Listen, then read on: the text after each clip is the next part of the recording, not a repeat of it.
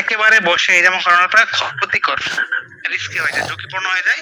একদম দাঁড়িয়ে বা কি বলে বসে হিজামা করানোটা না করাইলে ভালো। সার্জিক্যাল ব্লেড বা নরমাল ব্লেড লাগবে। সার্জিক্যাল ব্লেড দিয়ে অথবা নরমাল ব্লেড দিয়ে আমরা স্ক্র্যাচ করবো। যে আমার সবচেয়ে গুরুত্বপূর্ণ যে অংশটা, সবচেয়ে গুরুত্বপূর্ণ অংশ হচ্ছে আঁচড় দেওয়া। হাদিস শরীফে আছে হিজামা থেরাপিস্টের আঁচড়ের মধ্যে শেফা। আঁচড় দেওয়ার কাজটা আমরা করব ব্লেড দিয়ে বা নরমাল সার্জিক্যাল যেটাই হোক। হিজামা করার আগে আমরা জিনিসটা ক্লিন করে নেব, পরিষ্কার করে নেব, রোগীর বডিটা, শরীরটা ক্লিন করে নেব। এটা আমরা হেক্সাজল ব্যবহার করতে পারি, হাইড্রোজেন পারঅক্সাইড ব্যবহার করতে পারি, একটা স্প্রে বোতল আগে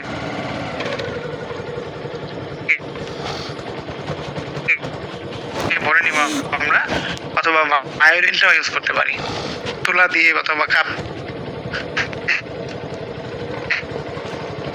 শরীরের মধ্যে ব্যান্ডেজ করে ক্লিন করতে পারি। হিজামা করার পরে ওই অংশটা যাতে এখানে ভালো করে যাতে শুকিয়ে যায়, কোনো ধরনের ইনফেকশন না হয়,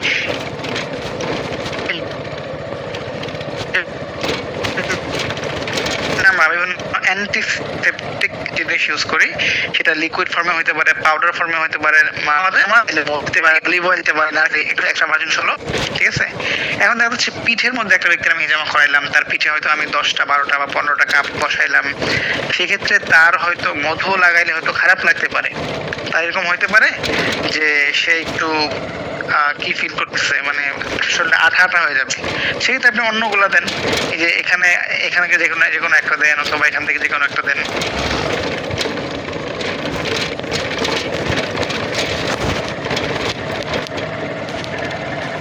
প্রত্যেক রোগীর ক্ষেত্রে ভেবে চিন্তে তারপর দিবেন আপনি। আবার ধরুন একজন মানুষ সাদা কাপড় পরে আসছে, পাঞ্জাবি বা শার্ট পরে আসছে, তাকে তো এখন আপনি যদি বায়োডিন দেন এটা লাল হয়ে যাবে কাপড়টা, সেক্ষেত্রে আপনি পাউডার দিয়ে দিতে পারেন। এর বাইরে একটা খুব ইম্পর্টেন্ট একটা জিনিস আছে, যেটা হোমিওপ্যাথি ওষুধ, একটা ক্যালান্ডুলা পাওয়া যায় নামে, এটা আপনি দিতে পারেন। এটাও কাটা ছেঁড়ার জন্য খুব চমৎকার উপকারী।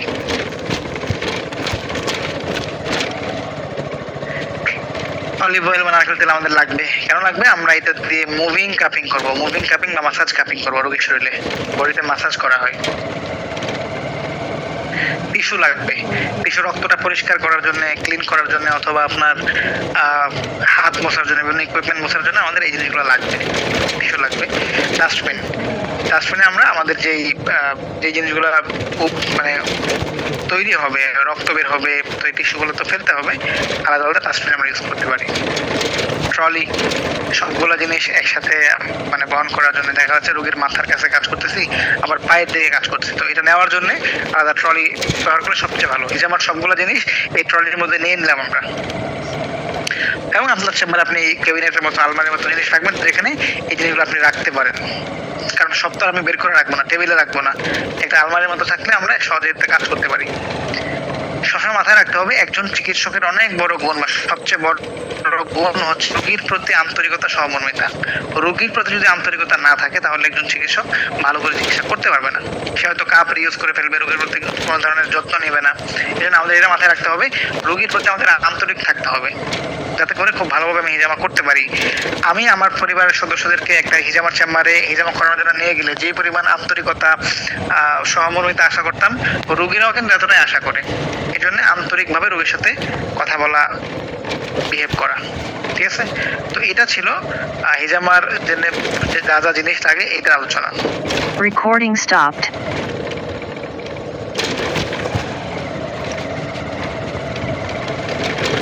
আমরা ক্লাসের শেষে বেশ কিছু প্রশ্ন নিব ইনশাআল্লাহ, ঠিক আছে।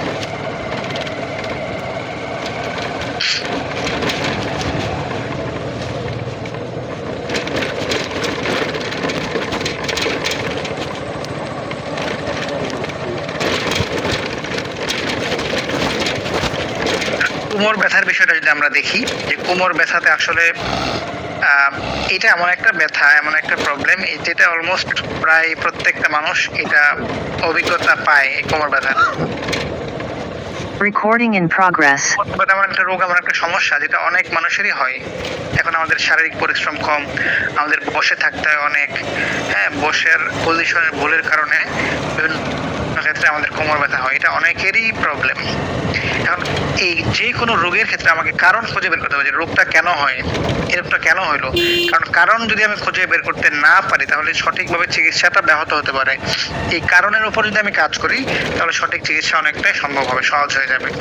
যেমন ধরেন একটা মানুষ আসলে শারীরিক নিষ্ক্রিয়তা, মানে সে খুব বেশি শারীরিক পরিশ্রম করে না। আজকে একটা পেশেন্ট দেখলাম, বয়স 21 বছর, ইউনিভার্সিটিতে পড়ে, ওরও কোমর ব্যথা, পিঠে ব্যথা। কেন? সে একদমই শারীরিক পরিশ্রম করে না। হ্যাঁ, আপনি বলতে পারেন যে অতিরিক্ত পরিশ্রম করলে না ব্যথা হবে। অতিরিক্ত পরিশ্রম যেমন ক্ষতিকর, আবার একদম পরিশ্রম না করাটাও ক্ষতিকর। তো তখন মাসলগুলো স্টিফ হয়ে যায়, স্পাজম, হ্যাঁ, শক্ত হয়ে যায়, দড়ির মতো শক্ত হয়ে যায়, টাইট হয়ে যায়, তখনও আমাদের ব্যথা হয়। ঠিক আছে, এই জন্য শারীরিক নিষ্ক্রিয়তার কারণেও কোমর ব্যথা হইতে পারে। কারো যদি ঘুমের সমস্যা হয় তার কোমর ব্যথা হইতে পারে। কেউ যদি মানসিক চাপে থাকে, তার শরীরে গঠনগত কোনো প্রবলেম থাকে, যেমন পায়ের পাতার ত্রুটি, পায়ের পাতা একটু কম বেশি, কারো শরীরে যদি অপুষ্টি থাকে, জুতা যদি কেউ অন্যরকম ব্যবহার করে, তখন চাপটা পড়বে শরীরের উপর। অনেক সময় বিছানা বা তোষকের প্রবলেমের কারণে, সমস্যার কারণে কোমর ব্যথা হয়। আবার আপনি যখন লম্বা জার্নি করলেন, একই পজিশনে ভিন্ন সময় বসে থাকার কারণেও কোমর ধরে আসছে, ব্যথা করে অনেকেরই। ঠিক আছে, এই জন্যে মূল আরেকটা কারণ হচ্ছে মাসল স্পাজম। মাসলটা টাইট হয়ে যায়, স্টিফ হয়ে যায়, এই কারণেও কোমর ব্যথা হয়। এই মাসল রিলেটেড প্রবলেমের কারণে যদি কোমর ব্যথা হয়, সেক্ষেত্রে আপনি স্পাজমটা ছোটাই দিবেন, বাস তার ব্যথা মানে চলে যাবে। অনেক সময় ভুল ভঙ্গিতে বসার কারণে কোমর ব্যথা হতে পারে। টাইট হয়ে বসে না, একটু হচ্ছে কুজু হয়ে বসে, একটু হেলান দিয়ে বসে, দেখা যাচ্ছে এই জন্য এইভাবে যদি লম্বা সময় থাকা হয় তাহলে কোমর ব্যথা করতে পারে। ঠিক আছে, সেক্ষেত্রে কোমর ব্যথা হতে পারে। আরেকটা কারণ হলো অতিরিক্ত ওজন। দেখা যাচ্ছে মোটা মানুষের কোমর ব্যথা হয়, অতিরিক্ত ওজন হয়। পেশিতে যদি টান লাগে, তো পেশির টানের কারণেও কোমর ব্যথা হতে পারে। আমরা যদি এই কারণগুলো পাই রোগীদের মধ্যে যে কোমর ব্যথা এই জন্য হয়, তাহলে কারণের পিছনে আমাকে কাজ করতে হবে। যদি মনে হয় যে তার অতিরিক্ত ওজনের জন্য কোমর ব্যথাটা হচ্ছে, তাকে আমরা বলবো যে আপনি ওজন কমান। ঠিক আছে, ওজন কমাইতে হবে। পেশিতে টান লাগে, পেশির ভালোভাবে মুভমেন্ট করা দেখাইতে হবে। মাসল স্পাজম হয়, স্পাজমটা ছড়াই দিতে হবে। আমি যদি কারণ খুঁজে বের করতে পারি, আমার জন্য চিকিৎসা অনেক বেশি সহজ। কোমর ব্যথার আরো কিছু কারণ আছে, যেমন ধরেন ডিস্ক প্রোল্যাপস, ডিস্কটা সরে যায়। আমাদের মেরুদণ্ডের দুইটা মেরুদণ্ডে অনেকগুলো হাড় আছে, হাড়ের মাঝখানে একটা ডিস্ক থাকে, চাকতি থাকে। এইটা যদি কোনো কারণে সরে যায়, সরে গিয়ে নার্ভকে চাপ দিলেই তখন আমাদের কোমর ব্যথা হয়। হ্যাঁ, তখন সায়াটিকা হয়, পিএলআইডি হয়, বিভিন্ন রকমের ব্যথা জাতীয় নিউরোপ্যাথিক বিভিন্ন পেইন হয়। আবার আমাদের হাড় অনেক সময় ক্ষয় হয়ে যায়, অস্টিওপোরোসিসের কারণেও কোমর ব্যথা হতে পারে। তো বিভিন্ন কারণে আমাদের এই কোমর ব্যথা হয়। আবার অনেকেরই বিভিন্ন অপারেশনের সময় কোমরে ইনজেকশন নিতে হয়। আমরা এটা খুবই কমন একটা সিমটম, মানে কমন একটা ইনসিডেন্ট হলো, আর যদি সিজারিয়ান যাদের অপারেশন হয় তাদের দেখবেন কোমরে একটা ইনজেকশন দেয়। এরকম আরো যদি কোনো অপারেশন হয় কোমরের নাভির নিচে বা মানে নিচের অংশে, সেক্ষেত্রে এখানে ইনজেকশন দিতে হয়। তাহলে অনেকেরই দেখা যায় পরবর্তীতে কোমরে অনেক ধরনের ব্যথা হয়, আপনারা খেয়াল করে দেখবেন। আবার কিডনির সমস্যার বা কিডনি রোগের একটা অন্যতম হচ্ছে লক্ষণ হচ্ছে কোমর ব্যথা, মানে কিডনির সমস্যা থাকলেও কোমরে ব্যথা হতে পারে। আবার ফাইব্রোমাইলজিয়া, সারা শরীরে এমনি ব্যথা, মানসিক কারণে এদের হচ্ছে সবসময় মনমরা ভাব থাকে, মন খারাপ থাকে, এদের এমনি সারা শরীরে ব্যথা হতে পারে। আবার কিছু রোগী যদি স্টেরয়েড জাতীয় ওষুধ অনেকদিন ব্যবহার করে তাহলে তারও কোমর ব্যথা হতে পারে। কারণ হাড়ের মধ্যে টিবি থাকে, হাড়ে ইনফেকশন থাকে, হ্যাঁ, অ্যাঙ্কাইলোজিং স্পন্ডালাইটিস থাকে, রিউমাটয়েড আর্থ্রাইটিস থাকে, আর্থ্রাইটিস, বাতের ব্যথা আমরা অনেকেই শুনছি, ক্রনিক ফ্যাটিক সিনড্রোম, সারাদিন শরীরে দুর্বল লাগে আর শরীর ব্যথা করে, সব জায়গায় ব্যথা, বিভিন্ন জায়গায় ব্যথা। ঠিক আছে, এরকম বিভিন্ন প্রবলেমের কারণে মানুষের কোমর ব্যথা হতে পারে। মহিলাদের ক্ষেত্রে কিছু স্পেশাল প্রবলেম আছে, এই প্রবলেমগুলোর কারণেও তার কোমর ব্যথা হতে পারে। মহিলাদের ক্ষেত্রে দেখবেন জরায়ুতে যদি বিভিন্ন প্রবলেম হয়, জরায়ুতে যে কোনো প্রবলেম, একটা ফিমেল পার্সনের যদি দেখা যায় তার পিরিয়ডের প্রবলেম, তাও কিন্তু দেখা যায় তার কোমর ব্যথা হয়ে যাচ্ছে। ঠিক আছে, এন্ডোমেট্রিওসিস, তারপর জরায়ুতে টিউমার হওয়া, এই সমস্ত কারণেও বিভিন্ন ক্ষেত্রে কোমর ব্যথা হয়। বুঝতে পারছেন? আবার গর্ভের সময়টা, গর্ভাবস্থায় যেহেতু পেটের মধ্যে একটা অতিরিক্ত ওজন যোগ হয়, এবং তাহলে এই ওজনটা পিছনের দিক থেকে পিছনটাকে টান দেয়, কোমরের পিছনের অংশটাকে টান দেয়, সেক্ষেত্রে একটা মানুষের কোমর ব্যথা হতে পারে। ঠিক আছে, ক্রনিক ফ্যাটিক সিনড্রোম, এই দুর্বল লাগে সারাদিন। তো এই কারণগুলোতে দেখেন, মহিলাদের এই কারণগুলোতে আমাদের আমাদের এর আগে একটা কথা অনেকেই শুনছেন কিনা, বা আমাদের স্টুডেন্টরা যারা তারা শুনতে পাবে, যে কোমরের নিচের বা নাভির নিচের যে কোনো সমস্যায় আমরা অবশ্যই কোমরে কাপ বসাবো। নাভির নিচের যে কোনো সমস্যায় কোমরে কাপ বসাইতে হবে। তো এখানে মিলতেছে, আর নাভির নিচের বিভিন্ন সমস্যায় কোমরে ব্যথা হয়, কোমরে প্রবলেম হয়। হিজামাতে দ্রুত উপকার পাওয়া যায় কোন সমস্যা, কোন জাতীয় কোমর ব্যথা, যেটা হাড়ের কোনো সমস্যা নাই, নার্ভের কোনো সমস্যা হয় নাই, জাস্ট মাসলের মধ্যে প্রবলেম। আমাদের রোগগুলো, আমাদের ব্যথাগুলো সাধারণত তিন ধরনের। একটা হচ্ছে মাসল রিলেটেড ব্যথা, একটা হচ্ছে নার্ভ রিলেটেড ব্যথা, একটা হচ্ছে হাড্ডি এই সংক্রান্ত ব্যথা। তো সবচেয়ে দ্রুত উপকার পাওয়া যায় মাসল রিলেটেড পেইন ব্যথাতে। তো আমরা যদি দেখি যে মাসল স্পাজমের জন্য, লম্বা সময় বসে থাকার জন্য, বিভিন্ন প্রবলেমের জন্য কোমর ব্যথা হচ্ছে, সেক্ষেত্রে হিজামা করলে খুব দ্রুত ভালো হয়ে যায়। কিন্তু যদি দেখেন যে নার্ভের কোনো সমস্যা বা হাড়ের কোনো সমস্যা হয়ে গেছে, নার্ভটা ডিস্কটা প্রলেপস হয়ে নার্ভের মধ্যে চাপ দিছে, সায়াটিকা হয়েছে, অথবা হচ্ছে আপনার পিএলআইডি হয়ে গেছে, সেক্ষেত্রে অনেক সময় লম্বা সময় লাগে। এবার এই ছবিটা দেখেন, এই ছবিতে প্রথম লোকের কোনো ভরি নাই, অর্থাৎ তার সামনের দিকে কোনো প্রেশার নাই।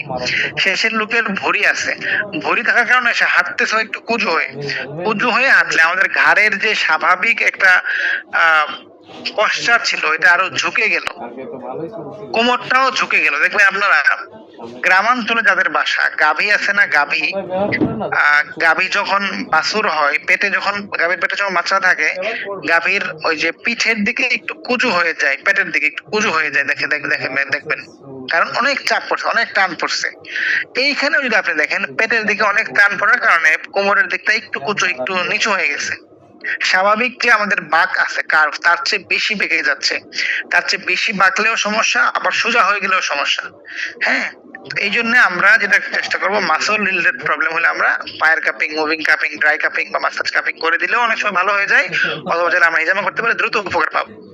আবার গর্ভাবস্থায় একই কাজ হয়, পেশিতে টান লাগে, এই মাসলটাতে টান লাগে, সামনের দিকে বর বেশি হয়ে যায়, তার কোমরটা আরেকটু বেশি বেঁকে যায়, বেশি বাঁকার কারণে অনেক ওখানে ব্যথা হয়। তো এখন নার্ভের কারণে যদি ব্যথা হয়, সেক্ষেত্রে আমি বললাম যে হিজামার চেয়ে দ্রুত উপকার পাওয়া যায় অন্যান্য চিকিৎসায়। হিজামা আমরা করাবো, বাকি রোগীকে বেশ কিছু পরামর্শ দেবো, কিছু ব্যায়াম করতে বলবো।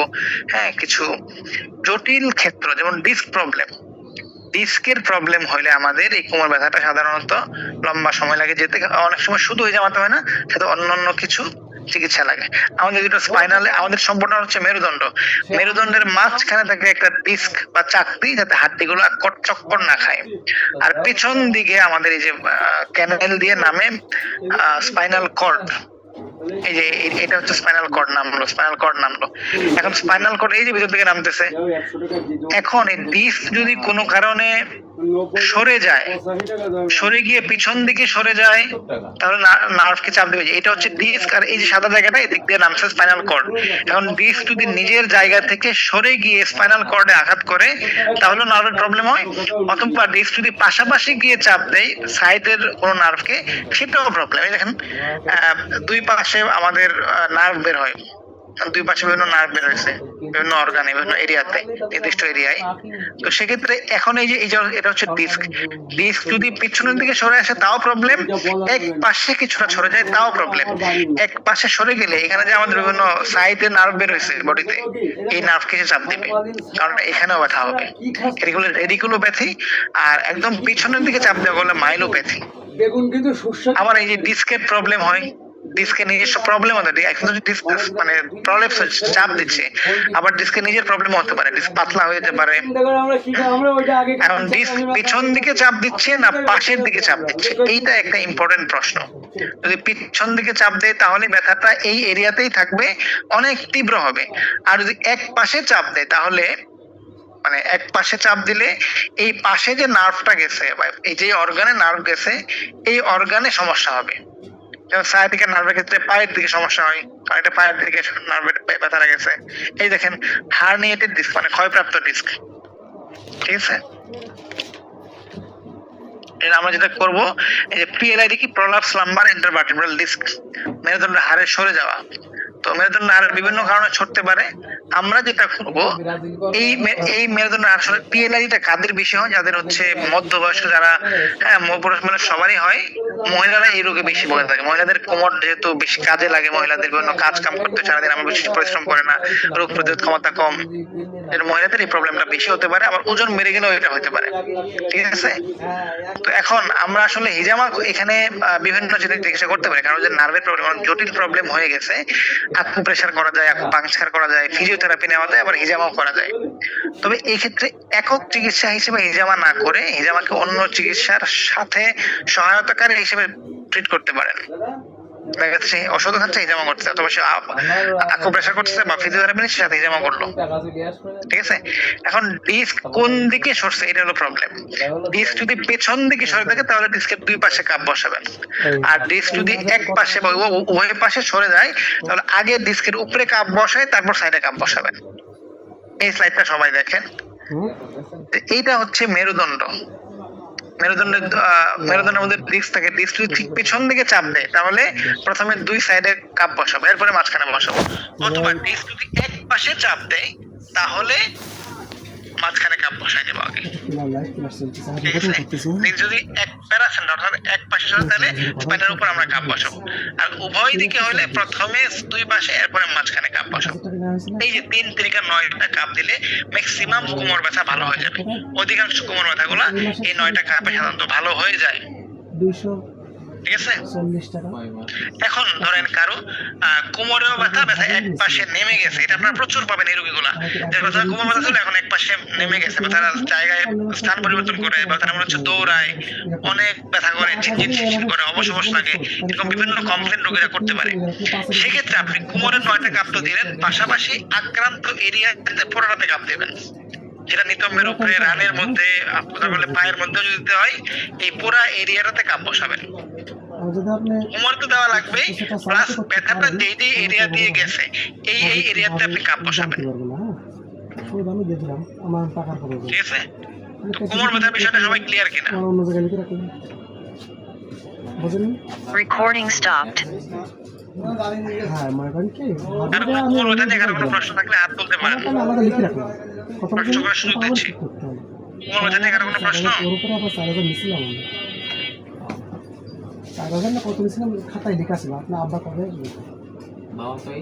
3000 কি 4000 কত নিয়েছিলাম আমি, এখন ওইটাগুলো আব্বার সঙ্গে বুঝতে হবে, টোটালটা আমি দায়িত্ব দিয়ে করলাম। হ্যাঁ, এখন যেহেতু কথাগুলো ভাবি দিছিল তো, হ্যাঁ, এই জন্য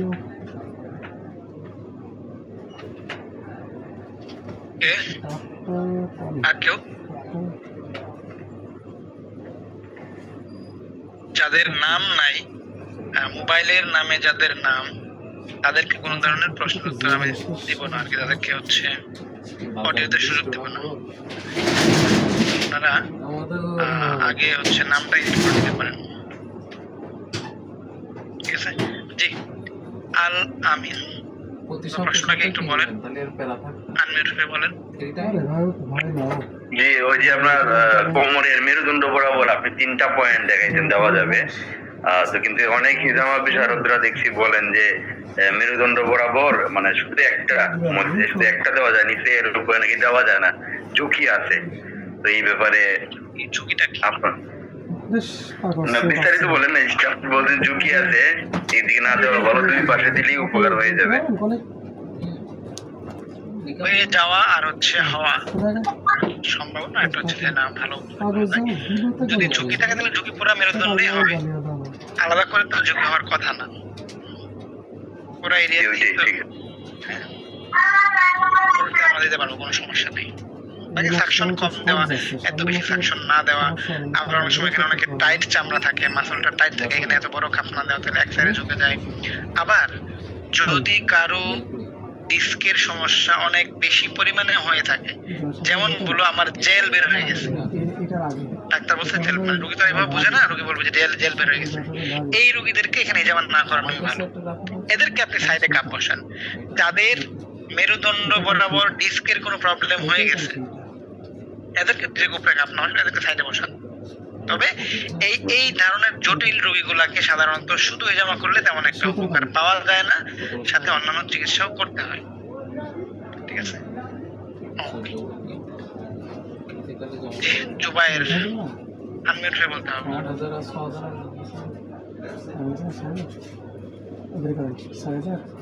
Recording in progress. কোনো প্রশ্ন আছে আপনার? আপনার কথা শুনতে পাচ্ছেন না। জমা বলতে কি আপনি একটা কাগজ আমাকে লিখে দেবেন, এটা আপনি জমা নিয়ে নেবেন। আমি একবারে অভিযানে 8,000 মোর আমার বোন আবার দেওয়ার পরে দেবেন। প্রশ্নটা জানতে চাচ্ছি, প্রশ্নটা কি আপনার? প্রশ্ন হলো পরে গেছে কিনা সেটা কিভাবে জানা যাবে কেন? সামনের দিনে 6 পরের মাসে পরে গেছে নাকি এইটা হলো তা সে ডায়াগনোসিস করে আসবে। আপনি যদি ডাক্তার হন তাহলে তো আপনার অবশ্যই জানার কথা, তাহলে ওকে আর যদি ডাক্তার না হন সাধারণত রোগীর ডাক্তার দেখায় আসে, ডাক্তার তার প্রবলেম বলে দেয়। এই যে 8% এটা হচ্ছে সে ডায়াগনোসিস করে আসবে, সেটা এমআরআই তে ভালো বোঝা যাবে, এক্সরে বোঝা যাবে, কথা সিটি বুঝতে স্ক্যান করতে পারবে সে। নরমালি এক্সরে তে বোঝা যায়, আবার অনেক সময় এমআরআই করা হয়। ওখানে আপনি লিখবেন যে পরিষ্কার 3 বাকি 5। হিজামা যে নবীর যুগে ছিল তখন তো তারা তখন তো এমআরআই ছিল না, তো তখন তো কোমর ব্যথা ছিল, তখন এমআরআই ছিল না, কোমর ব্যথা তো ছিল। তারা কোমরের ব্যথার জন্য হিজামা করাইছেন, কাপ লাগাইছেন, বিভিন্ন সমস্যার জন্য তারা কাপ লাগাইছেন। লাগাইছে বেড়ে গেলে একভাবে কাপ এত কিছু কি তখন এত বিবেচনা তখন ছিল, তখন করছে?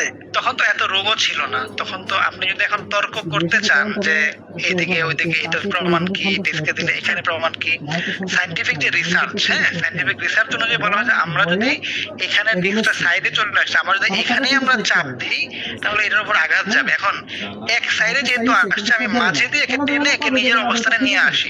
হিজামার যে থিওরি, হিজামার যে মানে শাব্দিক যে অর্থ, এটা হচ্ছে আল হাজম, মানে পূর্বের অবস্থায় নিয়ে আসে। এখন ধরেন আমরা যখন একটা জিনিস, একটা ধরেন কোন একটা কিছু সরে গেছে, এখানে ওইখানে রেখেই তো আমি আনতে পারবো না, আরেক জায়গায় গিয়ে আপনাকে টান দিবেন আসার জন্য। এখন ধরেন এই হাড়টা, হাড় তো না, ডিস্কটা সাইডে সরে গেছে, এখন আমি সাইডেই যদি চাপ দিই, যে উত্তম হলো আমি মাঝখানে এই ডিস্ক বরাবর আপনি মুসলিম না হিন্দু? তাহলে সে ওখানে প্রেশারের কারণে একটু হলেও আসবে। কথা বলবেন না কখনো। এটা হলো মেকানিজম। এটা ব্যবসা ধরুন না ভাই। আপনি এখন আবার কারণ অনেক বেশি জটিল সমস্যা হয়ে যাবে। তো এটাই বলছি, এখন আসলে সবার জন্য আপনার সবাই আমাদের রোগী না, সেটা মাথায় রাখতে হবে। সব রোগী চিকিৎসা করলে ভালো নাও হতে পারে। নার্ভ রিলেটেড প্রবলেম যদি অনেক জটিল হয়ে যায়, সেক্ষেত্রে সাথে অবশ্যই মানে ওই যেটা বললাম ফিজিওথেরাপি করাইতে পারে, আপনি এখন কেন আপনি বলবেন হচ্ছে ভাই আমার দাম প্রেশার এটা আপনি পাংচার করতে পারেন, হলে না তো 2 টাকা কম আপনার সাথে খাতা 2 ফিজিক্যাল টাকা একটা কম কিছু দিতে পারেন। এখানে আপনাকে মানে ফিজিক্যাল প্রেশার দিতে হবে একটা কিছু। ব্যবসা কারণ ব্যবসার সূত্রগুলো বোঝেন না আপনারা। আমার মূলত আমার ঘরওয়ালির হইলো কোমর ব্যথা। এখন আমি তো তারে নিয়ে ডাক্তারের কাছে যাইয়া এমআরআই করাইয়া এত পরীক্ষা নিরীক্ষা করাইতে চাই না। আমি চাই ঘরোয়া চিকিৎসার মাধ্যমে হিজামার মাধ্যমে তার কোমর ব্যথা হয়ে যায়, সমস্যা জটিল হয়ে গেলে আপনার কিছু করার নাই, তখন ডক্টর যেতে হবে। আপনি যদি নাও চান, এখন ধরেন একটা মানুষের ক্যান্সার হয়ে গেছে বা কিডনির অনেক বেশি প্রবলেম হয়ে গেছে, রোগ অনেক বেশি বেড়ে গেছে, তখন তো আসলে ডাক্তারের কাছে যেতে হবে, ডাক্তার এবং হাসপাতালের কাছে যেতে হবে। তার কারণ ওখানে চিকিৎসার জন্য বেশ কিছু ব্যবস্থা থাকে, বিভিন্ন অ্যারেঞ্জমেন্ট থাকে। তো ওই ডাক্তারকে অ্যাভয়েড করে আমরা চলতে পারবো না। রোগ জটিল হইলে ডাক্তারের কাছে যেতে হবে। যেটা তোমার দিছি যেটা সেখানে এক জায়গায় দুরকম করা যাবে না, দাদা যদি ন্যায়টা দেবো না কেন? ঠিক আছে, তো মিতা হোসেন আপনার কি প্রশ্ন? আপনি একটু বলতে পারেন। তা আমি তো বলেছি, তুমি বলছো যখন সেখানে। ওয়ালাইকুম আসসালাম।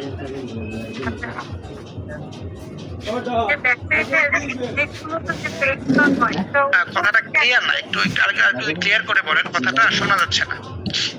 আচ্ছা, পিছনে যে ডিস্ক গুলো থাকে, ব্যাক সাইডের ডিস্ক গুলোর মধ্যে উপর থেকে নিচ পর্যন্ত মানে অনেক জায়গাতেই ব্যথা হয়। তো ফিজিওথেরাপিস্টের মতে যখন আমাদের দেখা যায় যে যে রিপ গুলো থাকে, সামনে থেকে পিছন দিকে জয়েন করা যে রিপ গুলো থাকে, এই রিপ গুলোর যেগুলোর জায়গায় ব্যথা হয় অনেক সময়, কিন্তু ফিজিওথেরাপিস্টের মতে এই ব্যথাগুলো সাধারণত ডিস্কে কোথাও যদি প্রবলেম হয় তাহলে এই ধরনের ব্যথা। প্রশ্নটা এই কি? ধরনের এখন আমি যদি মানে আমার ব্যথা তো আসলে সাইডে যে রিপ গুলো বা পাশে রিপ গুলো পাশে, তো আমি আসলে কোথায় করব, রিপে করব না ডিক্সে করব? যেহেতু আপনাকে পয়েন্ট নার্ভে কোনো ধরনের প্রবলেম আছে আপনার? না, নার্ভে কোনো সমস্যা নাই। আপনি এটা আক্রান্ত হচ্ছেন, আমাদের চাপ দিয়ে করতে পারেন, আপনার পুরো এরিয়াতে আপনি কাপ বসাইতে পারেন, কোনো সমস্যা নেই। নার্ভে প্রবলেম না আচ্ছা, হলে মানে ডিক্সে এবং রিপে সব জায়গায় দেওয়া যাবে। সবটাই দিতে পারবেন, এক্ষেত্রে সমস্যা নাই। এখন একটা বিষয় কি, অনেক সময় আমাদের দেখা যাচ্ছে শারীরিক পরিশ্রম অনেক কম হয়, এই এরিয়ার মাসলগুলো অনেক সময় দেখবেন যাদের এখানে ব্যথা আছে, তাদের কোমরে ব্যথা, কোমরের একটু উপরের দিকে কিডনি বরাবর দিকটাতে ব্যথা, অনেক সময় একটু হাত দিয়ে দেখবেন টাইট হয়ে আছে, শক্ত হয়ে আছে, অনেক সময় এই জন্যও ব্যথা হয়। আমাদের এখানে কি করতে হবে, মাসলটা মানে এখানে একটু মুভিং কাপিং করে দিতে হবে, মেসেজ কাপিং, তাহলে মাসলটা ছেড়ে দিবে, তাহলে আপনার অনেক বেশি উপকার হবে। আর আমি পার্সোনালি এই ব্যথাটা ফিল হয় যখন ওয়েটের কাজ করা হয়। আর আসলে নারী মেয়েদের তো কায়িক শ্রমটা একটু বেশি হয় সংসারে, তো যখন ওয়েটের কাজ না করা হয় বা বাচ্চাকে কোলে রাখা হয় লং টাইম, তখন এই ধরনের ব্যথাগুলো বাড়তে থাকে। আর আবার রেখে দিলে ওয়েট থেকে কিছুক্ষণ আমি যদি বিশ্রাম নেই, তাহলে আবার ব্যথাটা আস্তে আস্তে কমে যায়, কিন্তু আমি ওয়েটের কাজ করতে পারি না সাধারণত, ওই সময় ব্যথাটা বেশি হয়। তো ব্যথাটা আসলে আমার ডিস্কটা হয় না, ব্যথাটা হয় আমার রিপ, যা পালাম ওইটাই। ব্যথাটা হয় আমার দুই পাশে রিপ। রিপ এরিয়াতে মানে পাঁজরের এরিয়াটাতে ব্যথা হয়, তাই না? হ্যাঁ, ব্যথা হয় দুইটাতে, কিন্তু আমি যখন আবার ফিজিওথেরাপিস্টের মতো বলার কারণ হচ্ছে, যখন ডিস্ক গুলোতে পয়েন্ট করা হচ্ছিল, আমি ফিল করছিলাম যে আসলে আমার ডিস্কেই সমস্যা, ব্যথাটা হয়তো বা আসলে ওইখান থেকে সাইড করে যায়। এখন প্রত্যেক ব্যক্তির প্রবলেম আলাদা, আপনার আসলে আপনার রিপোর্ট বা আপনার দেখার পরে বোঝা যাবে যে আসলে প্রবলেমটা কোথায়। হ্যাঁ, এটা আসলে শুধু শুনে তো মানে বোঝার উপায় নেই। আবার অনেক সময় দেখা যায় আমাদের এই যে পরিশ্রমের সাথে অনেক সময় মাসল গুলা বেশি ব্যবহার হয়, কম ব্যবহার হয়, এর সাথে কানেক্টেড থাকে। ঠিক আছে, তারপরও মানে আপনি এরিয়াগুলোতে হিজামা করে দেখেন, হিজামা করে দেখেন, উপকার যদি না হয় তাহলে ডাক্তার দেখাতে হবে। প্রথমত আমরা যেটা চেষ্টা করবো, যে একটু আগে এক ভাই জিজ্ঞেস করলেন যে আমি চাই না আমি ডাক্তারের কাছে যেতে, আমি চিকিৎসা করতে চাই, তো আপনি তো প্রাথমিকভাবে তো হিজামা করায় দেখেন, হইলে তো ভালো, এগুলো না হলে তো ডাক্তারের কাছে যেতেই হবে। আচ্ছা, আমার আরেকটা কোশ্চেন হচ্ছে, সেম আমার হাজবেন্ডের ক্ষেত্রেও হয়, উনি যেহেতু মানে ডেস্কের কাজ করে, তো সারাক্ষণ কম্পিউটারের দিকে একটা স্টিল বডি নিয়ে বসে থাকতে হয়, তো ওর হচ্ছে ঘাড় মানে যে মাথাটার, আপনি যে রিক্স পয়েন্টটা দেখাইছিলেন ওই দিন, যেখানে আসলে কাপ বসানোটা রিক্স, ওই জায়গাটা থেকে ওনার হচ্ছে ঘাড়ের দুই পাশে ব্যথা হয়, এবং এই ডিস্ক গুলোই মানে পয়েন্ট, আসলে এই ডিস্ক গুলোতে চাপ দিলে বোঝা যায় যে আসলে ডিস্কে ব্যথা, ওইখান থেকে ব্যথাগুলো ঘাড়ের দুই থেকে ছড়তে থাকে। এখন ওই ক্ষেত্রে কি সেমই, মানে আমাদের প্রবলেম যেগুলো জায়গায় ছড়ায় এগুলো সব জায়গায় দিব? এখন আগে তো তার আগে দেখতে হবে তাকে যে আসলে তার প্রবলেম কি, তার লক্ষণ শুনে মানে তাকে অ্যাসেসমেন্ট করে মানে হিস্টোরি নিয়ে তার ডায়াগনোসিস করে তারপর আগাইতে হবে। নরমালি একদম যদি কিছু কেউ না বুঝে সে যদি এই পয়েন্টগুলোতে হিজামা করে, তাও আশা করি যে উপকার পাবে। বাকি আরো নিখুঁত হওয়ার জন্য ডায়াগনোসিসটা জরুরি। এমনিতে ঘাড়ের এরিয়াতে আপনি যদি কাপ বসান, আক্রান্ত এরিয়াতে মানে হিজামার যে মূল নীতি, কাপ বসানোর যে মূল নিয়মটা, যেখানে প্রবলেম সেখানে আমরা বসাই এবং এর চারদিকে বসাই। এখন ঘাড়ের ব্যথার অনেকগুলো কারণ আছে, তার মধ্যে একটা হলো ভুল পশ্চার, ভুল ভাবে বসা। আমাদের ব্রেনের একটা ওজন আছে, ব্রেন মাথার ভিতরে যেটা থাকে, এটা তো মানে এই অংশটা বহন করতেছে। এখন যদি আমরা একটু ঝুঁকে যাই, ব্রেনের ওজন কয়েক পাউন্ড বেড়ে যায় এই মাসলের উপরে, এই ঘাড়ের উপরে। এখন যদি কেউ ঝুঁকে কাজ করে তার ব্যথা হবে, কেউ যদি ঝুঁকে মোবাইল টিপে, বসে বসে মোবাইল টিপে, শুয়ে মোবাইল টিপে, তার ব্যথা হবে। তো পশ্চারের কারণে মাথা হতে পারে, মাসল কানেক্টেড। আর হলো যদি ডিস্কের কোনো প্রবলেম হয়ে যায়, সরে যায় কোনো কারণে, তাহলে প্রবলেম হবে। আবার অনেক সময় ডিস্ক ক্ষয় হয়, এখানে অস্টিও এটাকে কি বলে, বিভিন্ন মানে ছোট ছোট হাড় অ্যাড হয়ে যায় আর কি, তখনও প্রবলেম হবে। এখন কার ক্ষেত্রে কি প্রবলেম হচ্ছে সেটা আসলে ডাক্তার রোগীকে দেখে আগে তাকে দেখে তারপর চিন্তা করবে, বুঝতে পারছেন? মানে হ্যাঁ, আমার প্রবলেম গুলোর ক্ষেত্রে এর আগে আমি হিজামা করেছিলাম। আমি যখন হিজামা করেছিলাম, আমার প্রবলেম গুলো মোটামুটি আমার 1.5-2 মাস একদম ছিলই না, কোনো ব্যথা হচ্ছিল না, আমি সব ধরনের কাজ করতে পারছিলাম, কিন্তু ওনার কোনো পরিবর্তন হয় না, ওনার প্রবলেম গুলো একই রকমই ছিল। সেই জন্য আমার সেক্ষেত্রে তো ডাক্তার থেকে অবশ্যই দেখানো দরকার, কারণ এটা পেরিফেরাল তো সমস্যা। এখন এই যে আপনি একবার হিজামা করে 2 মাসখানেক বা একটু বেশি সময় সুস্থ আছেন, এটাও তো অনেক বড় একটা পাওয়া। এটা তো ছোটখাটো কোনো মানে ইয়ে না, এটা অনেক বড় একটা। জি, আমি এটার জন্য পরে বুঝতে পারলাম যে আসলে হিজামা অনেক ইম্পর্টেন্ট। একটা সেশন করতে পারেন, আপনি একটু গ্যাপ দিয়ে দিবেন, একটা সেশন করাইতে পারেন, বা আপনার হাজবেন্ডের যদি একবারে হয় না আরো 1-2টা সেশন দেখেন, এরপরেও যদি না হয় অবশ্যই ডাক্তারের শরণাপন্ন হওয়া উচিত। ঠিক আছে সুফিয়ান, কি প্রশ্ন আপনার? মার আমি ওটাই আমাদের বলতে কাছে হবে। যেগুলো আছে এটা শ্রেষ্ঠ কয়েকটা কোম্পানি আছে, খুবই দামি আমি বলতে জিনিস, চাইছিলাম হ্যাঁ। এর আগের যে একটা ক্লাসটা কোম্পানি হচ্ছে আছে, একবারে পুরো নামটা সুন্দরভাবে আমি নিতে পারছি। আমি কালকে প্রস্তুতি নিয়েছিলাম, কালকে তো হয় নাই, ওদের কাছে মাঝে আছে থেকে প্রথম থেকে আসছি, ক্লাসটা প্রথম থেকে মানে বুঝতে পেরেছি। এটা মানে হলো এটা একটু 5 একটুবারই গ্রাম করে কি দেওয়া 30 যাবে গ্রাম, কিনা? আমার ভালো মনে আসতেছে না, মাত্র তো শুরু হইলো, মাত্র তো ক্লাস হলো, মনোযোগ দিয়ে ক্লাস করেন আপাতত, হ্যাঁ। এমএল আচ্ছা এখন আরো অনেক কিছু আলোচনা হবে। শুধু স্প্রে করতে হবে। বাকি এটা তো আমাদের প্রশ্ন, আমরা বলছিলাম যে কোমর বিষয়টা নিয়ে কেউ কোনো কিছুক্ষণ বলছেন কিনা, দেখ দেখতে হবে, তারপর ছেড়ে দিতে হবে। আশা করি কিন্তু কোমর spray ব্যথা নিয়ে কারো কোনো এত প্রশ্ন দামি। নাই। আশা করি মাথা ব্যথা এবং গ্যাস্ট্রিক সমস্যা গত ক্লাসে আমরা আলোচনা করছিলাম, এটা নিয়ে আশা করি কারো কোনো প্রশ্ন অনেক নাই। রোগগুলো যে তিনটা নিরাময় বিষয় আশা করি আপনারা বুঝতে পারছেন। এখন আমরা যেটা করব আরো কিছু বিষয়, যেমন ধরেন হিজামা করাতে গেলে আমাদের মনে বেশ কিছু প্রশ্ন আসে যে আমি আসলে কোথায় কাপ বসাবো, কি করব, কেমনে কি করব, এগুলো নিয়ে আমাদের অনেকগুলা প্রশ্ন আসতে পারে। বহুত এখন, ক্যান্সার রোগী একজন আপনি যদি হিজামা থেরাপিস্ট হতে চান, এখানে তো আসলে সবাই আপনি হিজামা সম্বন্ধে জানলেন, জেনে জেনে কারো ডাক্তারের কাছে গেলেন, কারো কাছে গেলেন, এই জন্য তো আসলে এখানে বিশেষ অংশ আসেন নাই। বড় একটা অংশ আসছেন হিজামা শেখার জন্য, হ্যাঁ। এখন হিজামা শেখার জন্য আপনাকে কি কি বিষয় শেখা উচিত, এটা একটু ধারণা দেয় আপনাদেরকে। পছন্দ হলে নেবেন, কারণ আপনি Recording যা stopped. গুণ না করবেন তার বহুত গুণ উপকার হবে। আপনি যদি হিজামা Recording in progress. আপনি যদি একজন হিজামা থেরাপিস্ট হতে চান, মানে হিজামাকে প্র্যাকটিস করতে চান, আরেকজনের সঙ্গে হিজামা করে দিতে চান, তাহলে কিছু বিষয় আপনার জানা জরুরি। বেশ কিছু বিষয় আপনার জানলে আপনার জন্য সহজ হবে, ঠিক আছে। যেমন হিজামার সঠিক জ্ঞান আপনার লাগবে। আসলে হিজামা কি, এটা কি কোনো জাদু, এটা কি করলে আমার ভালো হয়ে যাবে, হ্যাঁ। এটা রোগীরা অনেক সময় জানতে চায় যে একবার করলে কি হয়ে যাবে। সঠিক জ্ঞান, আমার হিজামার দ্বারা কি বের করা হয়, কি করা হয়, আসলে প্রসেসটা কি, প্রথম ক্লাসে যেটা আলোচনা হলো আমাদের, তো এই বিষয়টা আপনার লাগবে। সবচেয়ে ইম্পর্টেন্ট হলো আপনার ব্যক্তিগত সতর্কতা, যেহেতু এটা একটা চিকিৎসা। অনেক সার্জনরা দেখবেন আলাদা ড্রেস পরে হিজামা করতে, মানে অপারেশন করতেছে, তো ব্যক্তিগত সতর্কতা লাগবে। আপনি রোগী সিলেকশনে পারফেক্ট হতে হবে, রোগী সিলেকশনে সতর্কতা অবলম্বন করতে হবে। সবাই আমাদের রোগী না, এটা মাথায় রাখতে হবে। কোন রোগী ধরবো, কোন রোগী ছাড়বো, এই সম্বন্ধে আমাকে প্রপার আইডিয়া নিতে হবে, সতর্কতা নিতে হবে। হিজামাতে কিছু নিষিদ্ধ বিষয় আছে, এই নিষিদ্ধ বিষয় সম্পর্কে জানতে হবে, কারণ সবাইকে যদি হিজামা করা হয় তাহলেও প্রবলেম, রোগীরও প্রবলেম, থেরাপিস্টেরও প্রবলেম। আর হিজামার কাপ বসানোর মূলনীতি নিয়ে আমাদের পড়তে হবে, সমস্ত হাদিস, যেটা বললে আমাদের আরো কনফিডেন্স বাড়বে। হিজামা কাজ করে কিভাবে, এটার একটা বৈজ্ঞানিক ব্যাখ্যা আছে। এই ব্যাখ্যা যদি আপনি জানেন, হ্যাঁ, না জানলেও হয়তো আপনার রোগী ভালো হবে, কারণ আগের জমানায় তো মানে রাসূল সাল্লাল্লাহু আলাইহি ওয়াসাল্লাম জমানায় তো সায়েন্স এরকম ভাবে ছিল না, তো তখন তো ওনারা হিজামা করাচ্ছেন, উপকার ঠিকই পাইছেন। তো আপনিও উপকার হিজামা করাবেন, উপকার হয়ে যাবে ইনশাআল্লাহ। তো আপনি যদি জানলে আপনার কনফিডেন্স বাড়বে, আপনার আত্মবিশ্বাস বাড়বে, পাশাপাশি রোগীরও আত্মবিশ্বাস বাড়বে। চামড়ার গঠন, আমরা যে রোগ নিয়ে রোগীটা আসুক, রোগী যে রোগ নিয়ে আসুক, চামড়ার গঠনটা আপনি যদি অ্যানাটমিটা জানেন, কারণ আমি তো চামড়াতেই কাপ বসাই, রোগী যে প্রবলেম নিয়ে আসুক, কাপ কিন্তু চামড়াতেই বসাচ্ছি। চামড়ার ভিতরের প্রবলেম অথবা চামড়ার বাইরের প্রবলেম, আমার চর্মরোগ যদি হয় সেক্ষেত্রেও একই জায়গায় কাপ বসাচ্ছি, আবার এর ভিতরের অর্গানের প্রবলেম তাও চামড়াতেই বসাচ্ছি। এই জন্য চামড়ার অ্যানাটমি আমাদের জানা উচিত, এখানে কোথায় কি আছে না আছে। তারপরে বিভিন্ন ধরনের কাপিং আপনারা শুনে থাকবেন, dry cupping, fire cupping, massage cupping, হ্যাঁ। এই বিষয়গুলো সম্বন্ধে, ফিক্সড কাপিং, এই বিষয়গুলো সম্বন্ধে স্পষ্ট ধারণা থাকলে কোন সময় কখন কি করতে হবে, কোন ধরনের চিকিৎসা কখন করতে হবে, এই বিষয়ে আপনি আইডিয়া পাবেন।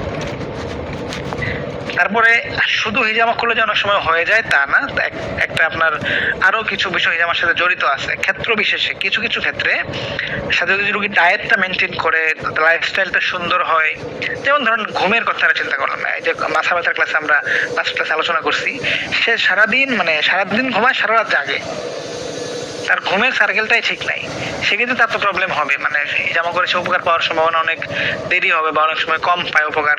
সেজন্য আমরা যেটা করব, রোগীকে প্রপার ডায়েট এবং লাইফস্টাইল সম্বন্ধে ধারণা দিতে হবে। তো ধারণা দেওয়ার জন্য আপনাকে তো আগে ভালো করে শিখতে হবে হিজামার করতে কি কি লাগে, হিজামার প্রয়োজনীয় যন্ত্রপাতিটা কি কি এবং এটা কিভাবে ব্যবহার করতে হবে, এই বিষয়টা আপনাকে জানা উচিত। বিভিন্ন রোগের হিজামা করার ক্ষেত্রে কাপ নির্ধারণের মূল নীতি, আমি আসলে কি চিন্তা করে কাপ বসাবো, একটা রোগীর মাথায় আমি কাপ বসাবো বা পিঠে বসাবো বা বুকে কাপ বসাবো, কোমরে বসাবো, হাঁটুতে বসাবো, মূল নীতিটা কি। এমন তো না যে আমি রোগী আসবে আমি বই দেখবো, এরকম তো না। মানে এই বেসিক মূলনীতি যদি আমার জানা থাকে যে কি কি চিন্তা করে কাপ বসাইতে হয়, তাহলে আমাদের জন্য হিজামা করা একেবারে সহজ হয়ে যাবে। এখন রোগী আপনাকে প্রশ্ন করবে যে আসলে কোন রোগীর জন্য কয়টা কাপ দিতে হয়। তো ওই মূলনীতি জানলে রোগীর জন্য কাপ করে দেওয়া লাগবে এটাও বুঝতে পারবেন। আবার সেশন সংখ্যা, অনেক সময় কয়বার হিজামা করতে হয় এটা একটা প্রশ্ন রোগীতে থাকে। তো এটা নিয়ে আপনার স্পষ্ট ধারণা থাকলে আপনার জন্য রোগীকে কথা বলাও সহজ, আপনার নিজের কাজের মধ্যে কনফিডেন্স চলে আসবে। এটা অনেক বেশি ইম্পর্টেন্ট টপিক। হিজামার নিষিদ্ধ বিষয় সম্পর্কে স্পষ্ট ধারণা আপনার থাকা উচিত। হিজামা তো আসলে মানে দেখেন, ডাক্তাররা যখন ডাক্তার হয়, ডাক্তার কিন্তু এই যে আমাদের মতো 1-2 দিন 3 দিন পরেই তো ডাক্তার হয়ে যায় না, বছরের পর বছর তাদের করতে হয় এবং 24 ঘন্টা তাদের এটাই কাজ থাকে।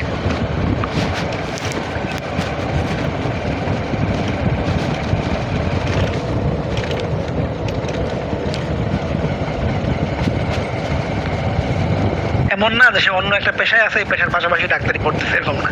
ফুল টাইম পড়াশোনা করে তাও 5-7 বছর পরে এরপর সে ডাক্তার হয়, এরপরে কিন্তু সে রোগীর চিকিৎসা করা শুরু করতে থাকে। হিজামাও যদি কেউ ভালো করে না শিখে করে তাহলে প্রবলেম। এই জন্যে আপনার দ্বারা যদি কোনো ক্ষতি না হয়ে যায়, আপনার দ্বারা যাতে কোনো রোগীর ক্ষতি না হয়ে যায়, রোগীর আরো নেগেটিভ বিষয় না হয়, সেজন্য কোন কোন বিষয়ের দ্বারা রোগীর ক্ষতি হতে পারে, কোন রোগীর মানে হিজামা করলে রোগীর প্রবলেম হতে পারে, মানে এই নিষিদ্ধ বিষয়গুলো, কোন রোগীর হিজামা করা নিষেধ, শরীরের কোন অংশে হিজামা করা নিষেধ, দেখেন মানব দেহের কোন অংশে হিজামা করা যাবে না, এই ব্যাপারে স্পষ্ট ধারণা। তারপরে কোন রোগীদের হিজামা করা যাবে না, এইগুলো ক্লিয়ার ধারণা যদি আপনার থাকে তাহলে আপনার জন্য অ্যাটলিস্ট আপনার দ্বারা কোনো ক্ষতি হবে না রোগীদের। হিজামা করলে উপকার হইল না এটা তেমন কোনো ক্ষতি না, উল্টা আপনি ক্ষতি করে ফেললেন, তাহলে তো মারাত্মক ক্ষতি, তাই না? একজন হিজামা থেরাপিস্ট আগে পরে নিজের প্রস্তুতি বিষয়গুলো জানতে হবে, সে নিজে কি কি প্রস্তুতি নিবে, নাহলে তার নিজেরই ক্ষতি হবে, উল্টা নিজের ক্ষতি হবে, পরিবারের ক্ষতি হবে। ঠিক আছে, রোগীর কিছু প্রস্তুতি আছে, হিজামা করার আগে রোগীর কিছু প্রস্তুতি নিতে হয়, কারণ সব রোগীর হিজামা তো আমরা করবো না। হিজামা তো অন্য রোগের মতো না যে আমরা তাকে কোনো ওষুধ খাওয়াই দিচ্ছি, এরকম তো না। এই জন্য সে যদি একটু প্রস্তুতি নেয়, রোগীর প্রস্তুতির মতো মানে রোগীগুলো ঠিকভাবে প্রস্তুতি নিয়ে তারপরে হিজামা করলে এটা রোগীর জন্য অনেক ভালো হয়, তার উপকার পাওয়াটা সহজ হয়। হিজামার সবচেয়ে গুরুত্বপূর্ণ অংশ হচ্ছে হাতের যে কাজটা, হাতে যে আমরা স্ক্র্যাচ করি আঁচড় দিয়ে, ব্লেড দিয়ে, সার্জিক্যাল ব্লেড বা নর্মাল ব্লেড দিয়ে স্ক্র্যাচ করার যে বিষয়টা, এটা সামনাসামনি শিখতে হয়।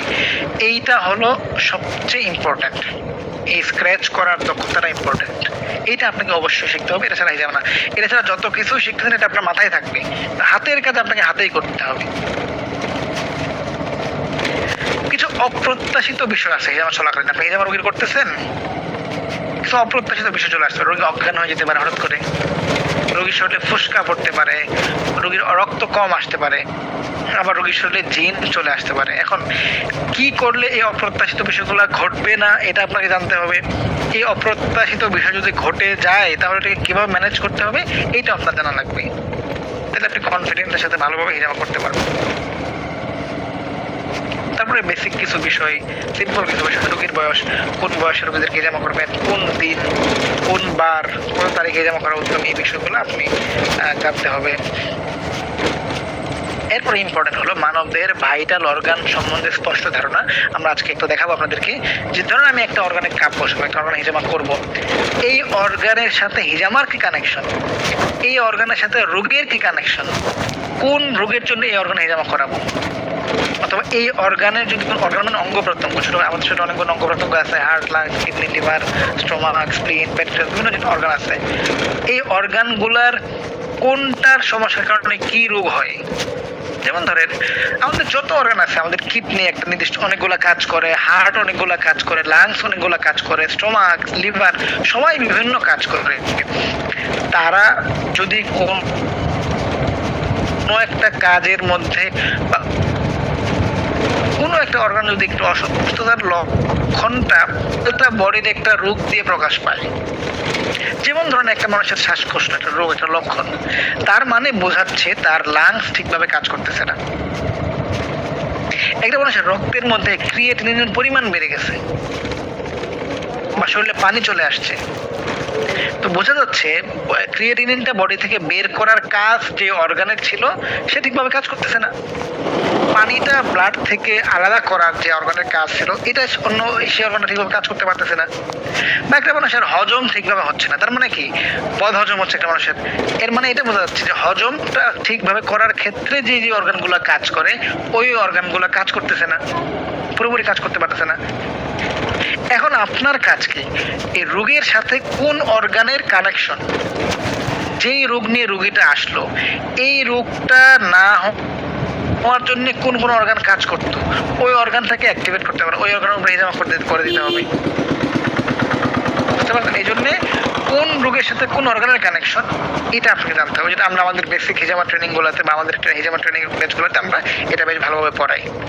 এটাই সবচেয়ে ইম্পর্টেন্ট। এটা যদি ভালো করে বোঝেন তাহলে আপনি বেশ কনফিডেন্স আত্মবিশ্বাসের সাথে হিজামা করতে পারবেন। হ্যাঁ, যে অর্গান ভিত্তিক জ্ঞান মানে কোন রোগ হলে কোন অর্গানে হিজামা করতে হবে, এটা তো আমাদের খুব সহজেই বুঝে আসে যে শ্বাসকষ্ট হলে লাংসের প্রবলেম, লাংসে হিজামা করবে, এরকম আরো অনেকগুলো অর্গান। কারো গ্যাস্ট্রিক যদি সমস্যা হলো আমরা দেখালাম যে আপনি স্টোমাক ডিটক্স করেন, মাথা ব্যথা হলো মাথা হিজামা করেন। পাশাপাশি যে আর যে রোগ আছে তার যে রোগের কারণে মাথা ব্যথা ওই রোগের জড়িত অর্গানে আপনি কাপ বসান, এটা ইম্পর্টেন্ট। এইটাই হলো হিজামার কাপ বসানোর মূল নীতি। আসলে কি চিন্তা করে আমি কাপ বসাবো এটা জানলে আমার আসলে বই লাগবে না, আমরা নিজেরাই কনফিডেন্স সাথে হিজামা করতে পারবো।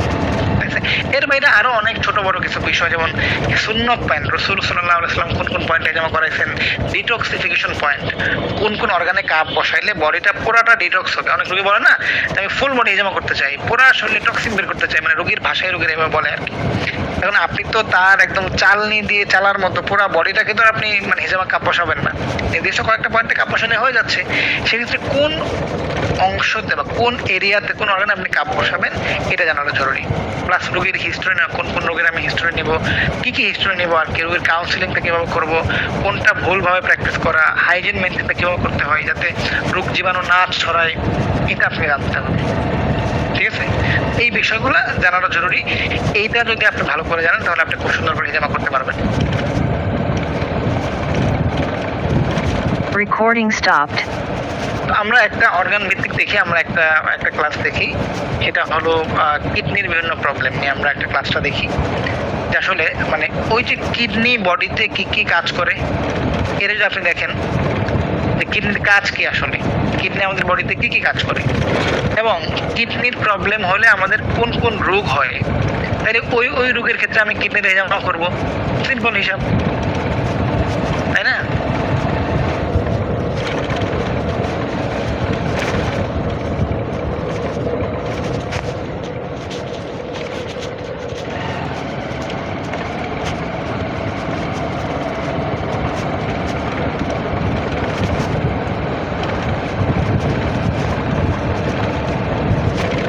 কিডনি, আমরা যদি কিডনিটা দেখি, কিডনি আমরা অনেককেই কিডনি সম্বন্ধে জানি যে কিডনি আসলে মানে Recording in progress. এই অর্গানটা শুনতে অনেকে আমরা পরিচিত। কিডনি আমাদের শরীরে দুইটা কিডনি থাকে, পিঠের দুই পাশে থাকে, শিমের দানার মতো আকৃতি, প্রতিটা প্রায় 1-150 গ্রাম ওজন, এটা আমরা অনেকেই পারি।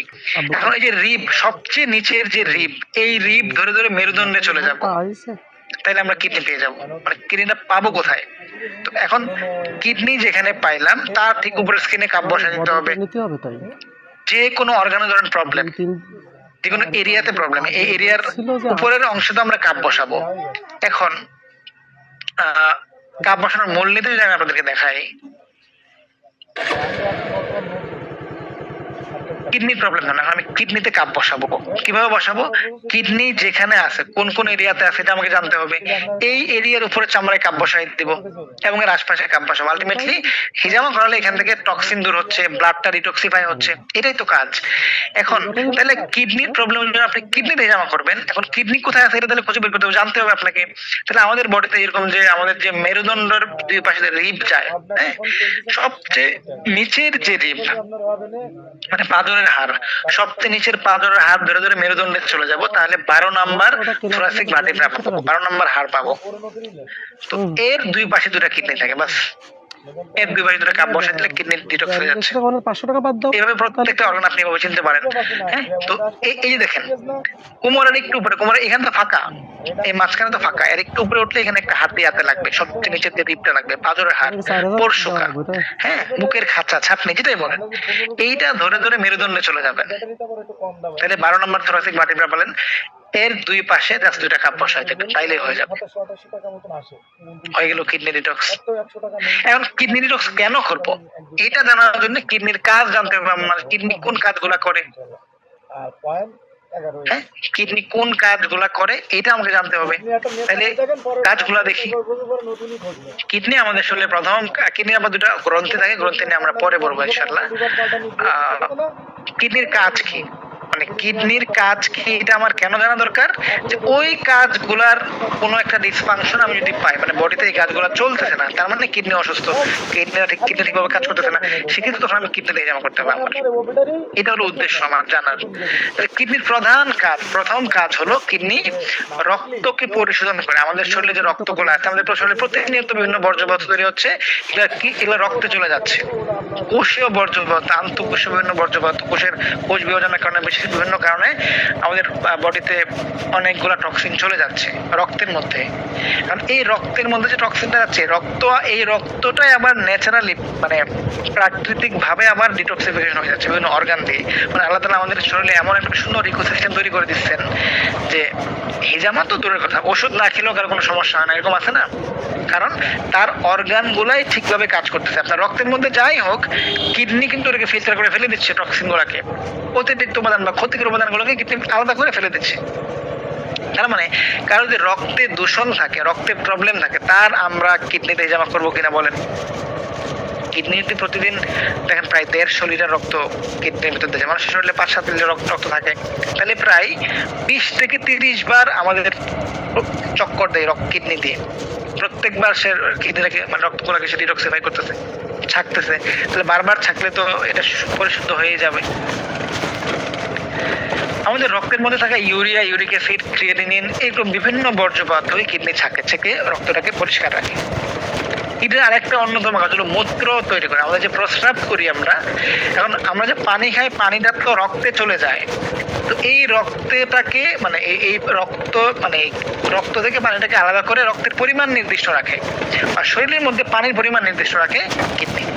মূত্র তৈরি করে। এখন মূত্র যে তৈরি করে কিডনি মূত্র তৈরি করে নিজে তো আর বের করতে পারে না, সে আমাদের ইউরেটার দিয়ে, আমাদের 2 পাশে 2টা কিডনি সংযুক্ত 2টা ইউরেটার আছে, মূত্রবাহী নালী, এইটা দিয়ে প্রস্রাবটাকে পাঠায় দেয় আমাদের ব্লাডারে, মূত্রথলিতে। তো ব্লাডারে যখন প্রস্রাব আসে, ব্লাডার একটা নির্দিষ্ট ফিল আপ হওয়ার পরে সে সিগন্যাল দেয় ব্রেইনে যে আমি এখন বের হব বা খালি করো আমাকে। তখন আমাদের যে ইউরেথ্রাটা ওপেন হয়, এই দিক দিয়ে প্রস্রাবটা বের হয়। ঠিক আছে, তার মানে প্রস্রাব তৈরিটা তো কিডনি একা করতেছে, কিন্তু প্রস্রাবটা শরীর থেকে বের করে দেওয়া পর্যন্ত আরো কয়েকটা অর্গান জড়িত। এখানে কি আছে?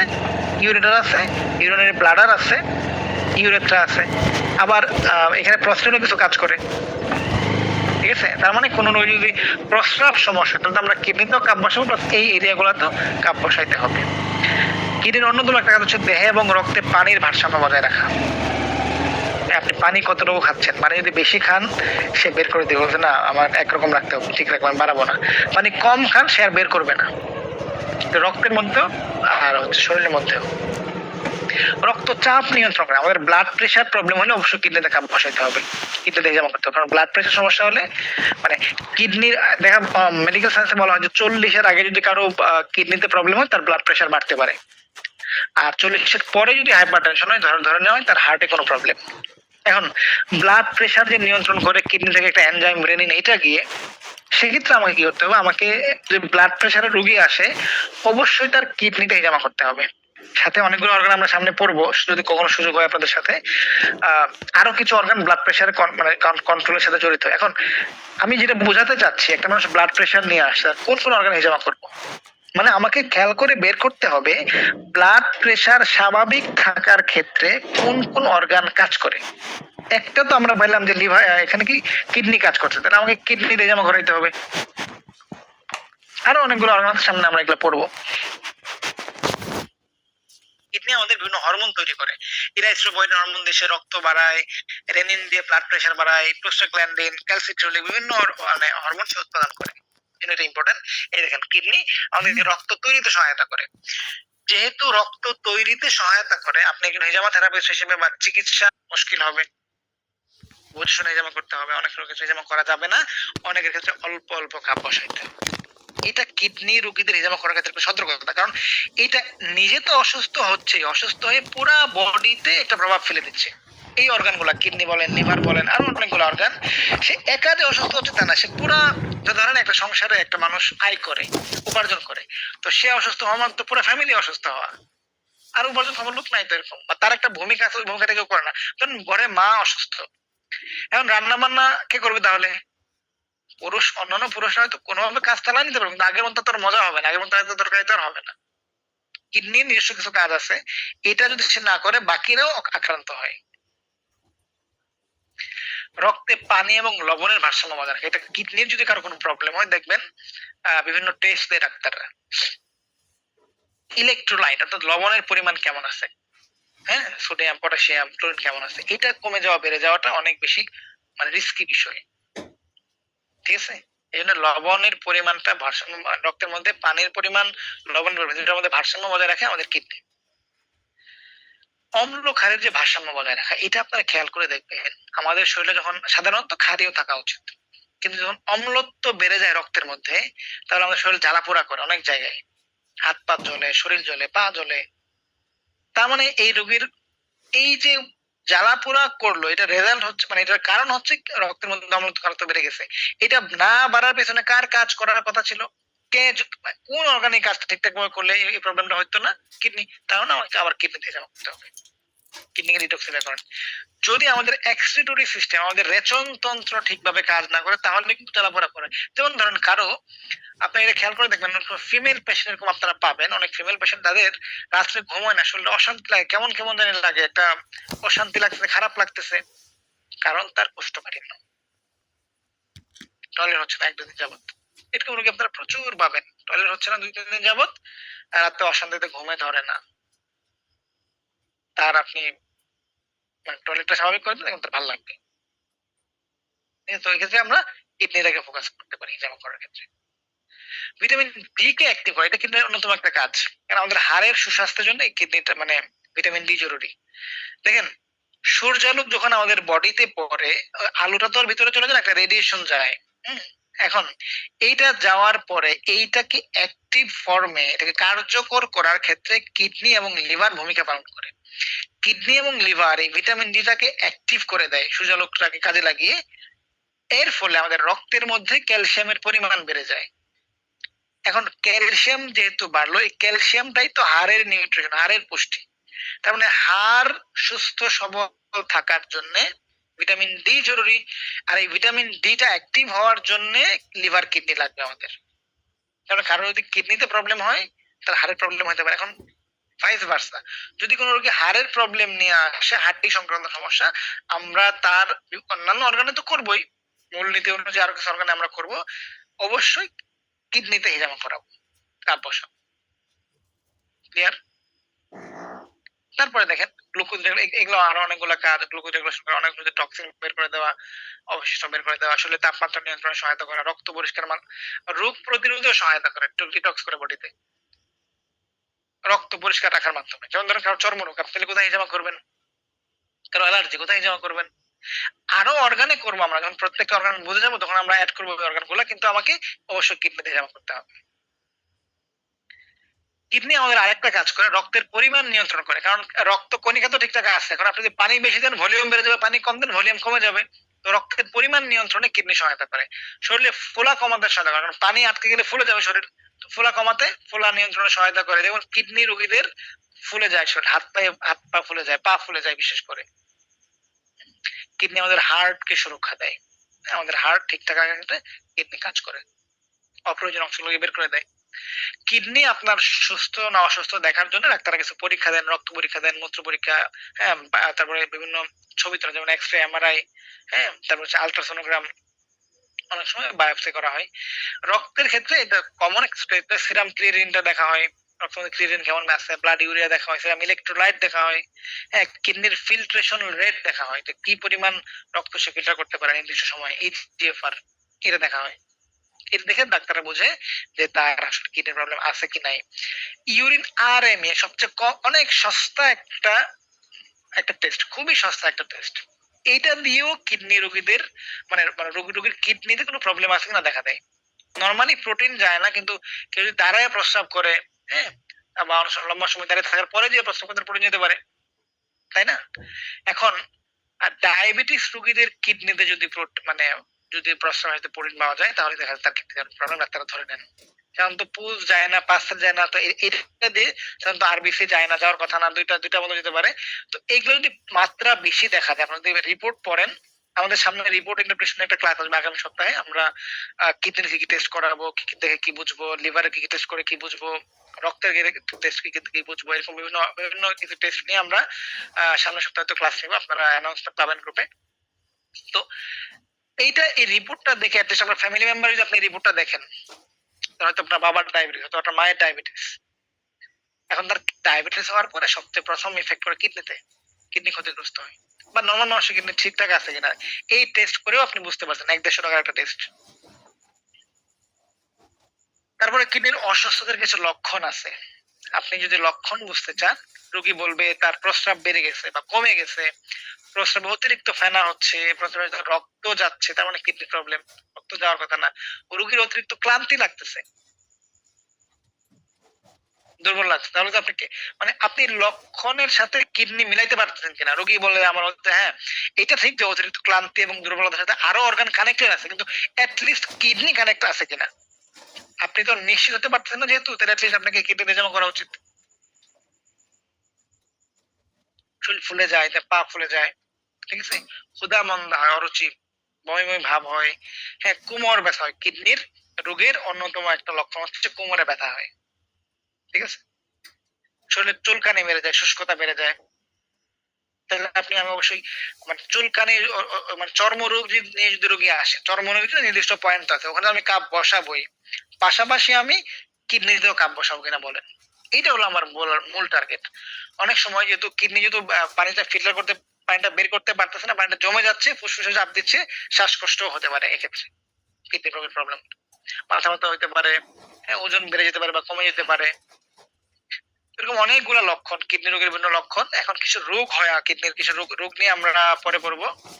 আপাতত আমরা দেখি যে কিডনি ডিটক্স, কোথায় কাপ বসাইলে কিডনি ডিটক্স হবে।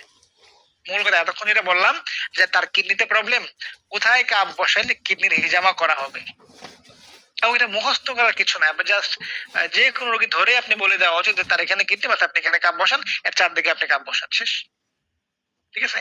এখন কিডনি রোগীদের হিজামা করার ক্ষেত্রে কিছু সতর্কতা অবলম্বন করতে হবে, আমাকে অবশ্যই মাথায় রাখতে হবে। কিডনি রোগীদের ব্লাড প্রেশার প্রবলেম থাকতে পারে, তো ওই যে রোগীর প্রস্তুতির ক্লাসে আমরা পড়বো যে ব্লাড প্রেশার কত থাকলে বা কত থেকে কত থাকলে আমরা হিজামা করবো না, এটা মাথায় রাখতে হবে। অ্যানিমিয়া থাকতে পারে কিডনি রোগীদের, রক্ত স্বল্পতা বা রক্তাল্পতা থাকতে পারে বডিতে, তো বিষয়গুলো আমরা খেয়াল করবো। তো কিডনি ডিটক্স করার জন্য আমাদের এই পয়েন্টগুলা যথেষ্ট। কিডনি ডিটক্স মানে কিডনির হিজামা করবো কিভাবে, তাই তো? সেক্ষেত্রে আপনি যেটা করবেন, কিডনি বরাবর একটা কাপ বসাবেন, মানে হিজামার মূলনীতি হলো কাপ বসানোর একটা মূলনীতি হলো যে অর্গানে প্রবলেম তার ঠিক উপরের চামড়ায় কাপ বসানো, তাহলে যে অর্গানে সমস্যা তার ঠিক উপরের চামড়ায় আমি কাপ বসাই দিলাম। আরেকটা মূলনীতি হলো এর আশেপাশে কাপ বসানো, চারপাশে কাপ বসানো। তাহলে আমি দেখেন এই কাপটা দিয়ে ঠিক কিডনিটা আমি ডিটক্স করলাম, তার আশপাশটাকেও ডিটক্স করে দিলাম, তাহলে আমি এই দুটো কাপ বসা দিলাম, শেষ, কিডনি ডিটক্স। আপনি চাইলে 2টা কাপ দিয়েও করতে পারেন, আপনি চাইলে 4-5টাও বসাতে পারেন। সবাই ক্লিয়ার কিনা?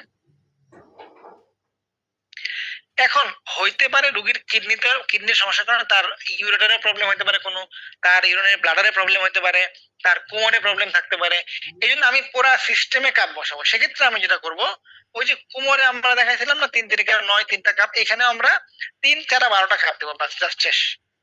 এখানে যদি আপনি 3-4-12টা কাপ বসান, কিডনি সহ কোমর সহ পুরাটা ডিটক্স হয়ে যাবে।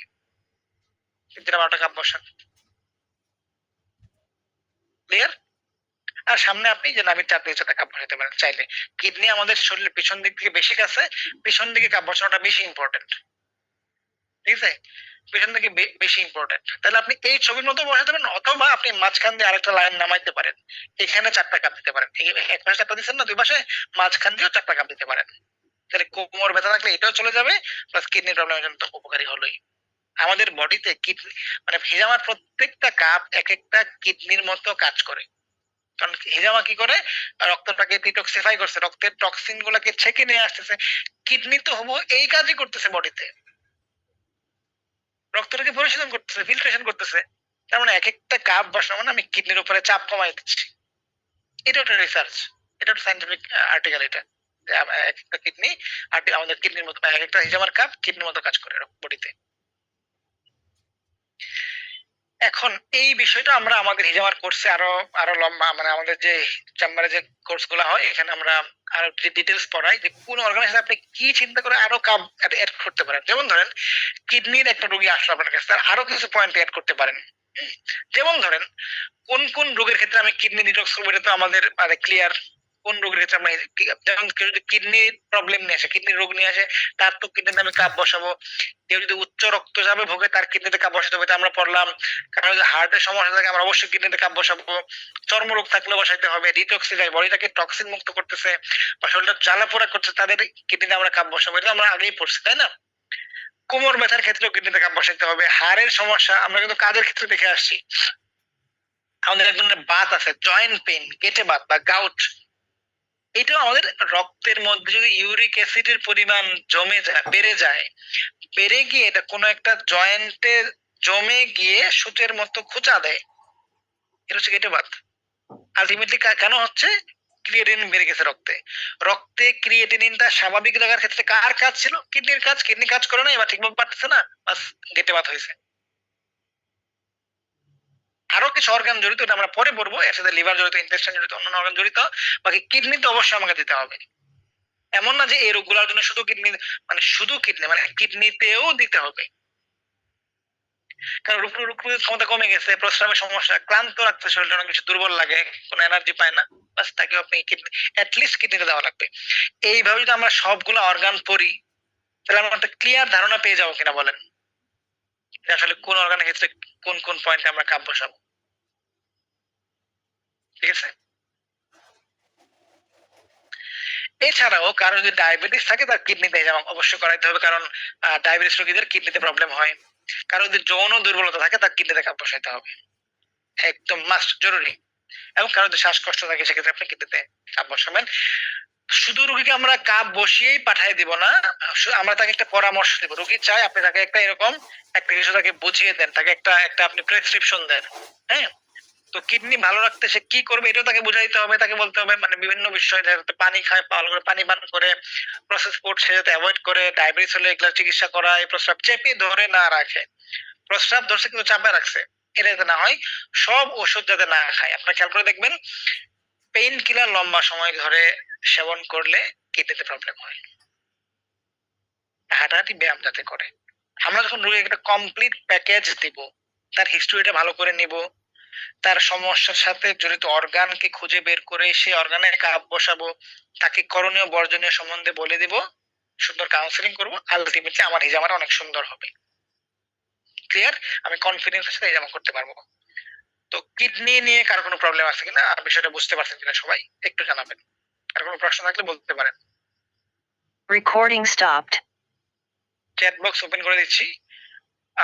চাইলে আপনারা, আমাদের আরো কিছু আলোচনা হবে ক্লাসে, আরো বেশ কিছু আলোচনা বাকি। এই পর্যন্ত কার কোনো প্রশ্ন আছে কিনা, কিডনি নিয়ে কার কোনো প্রশ্ন আছে কিনা হাত তুলতে পারেন অথবা চ্যাট বক্সে লিখতে পারেন।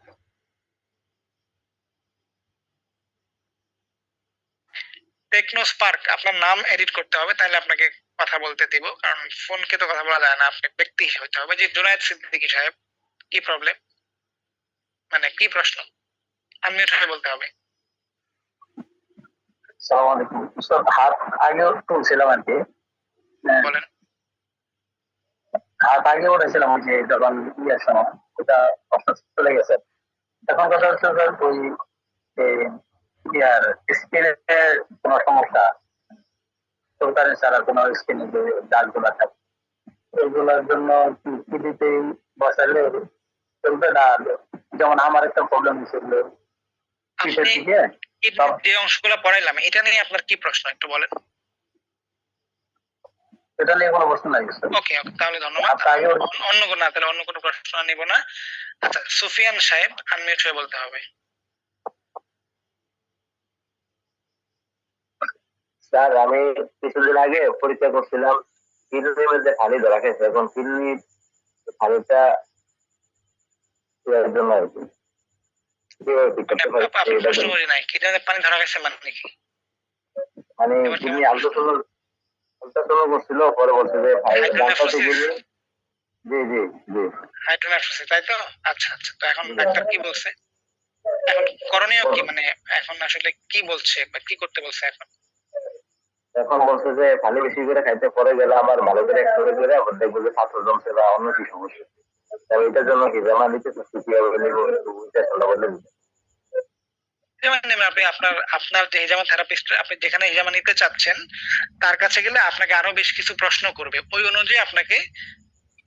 এমনি নর্মালি তো যেখানে কোথায় কোথায় কাপ বসাতে তো আমি দেখাইলাম, আলটিমেটলি কাপ এখানেই বসাবে, সাথে আর কি কি প্রয়োজন এইটা আপনার পুরা হিস্টরি নেওয়ার পরে হিজামা থেরাপিস্ট বলে দিবে।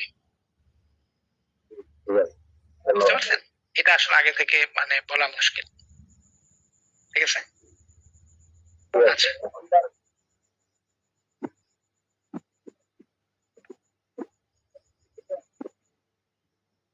আর কিছু? আর কিছু বলার হচ্ছে না, এটা বুঝলি অবস্থা লাগবে।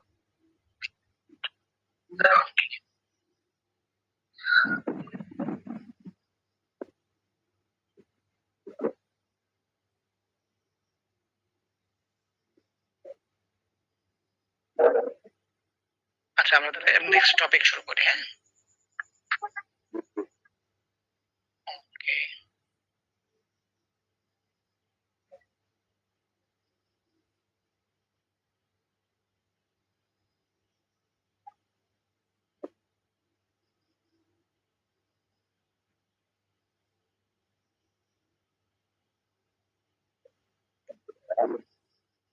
শুনতে পাচ্ছেন না?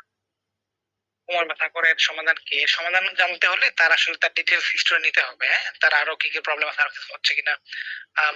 আরিফ সাহেব যে প্রশ্ন করছেন, ইউসুফ সাহেবের একই প্রশ্ন, আসলে রোগীর ডিটেলস জানতে হবে। ঠিক আছে, হতে পারে আপনি এখানে জমা করে দেখেন, এটা হতে পারে। সমাধান জানার জন্য আগে সমস্যা শুনতে হবে, আগে ডায়াগনোসিস করতে হবে। ক্লিয়ার?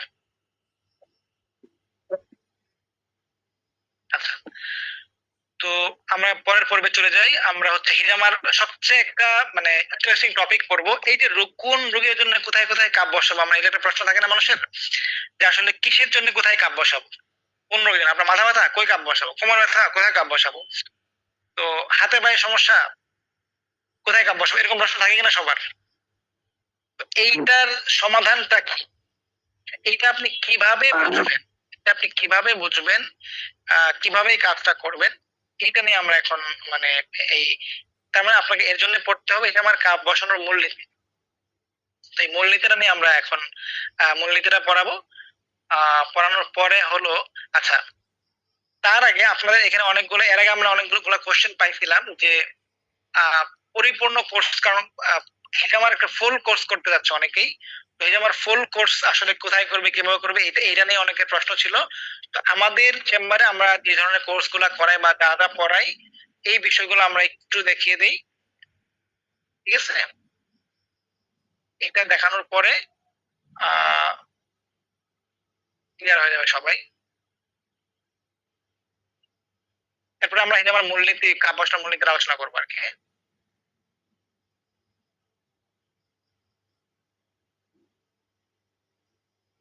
আমাদের চেম্বারে বেসিক্যালি হিজামা ট্রেনিং এর অনলাইন ব্যাচ হয়, অফলাইন ব্যাচ হয়, দুই ধরনের ব্যাচ হয় আমাদের চেম্বারে।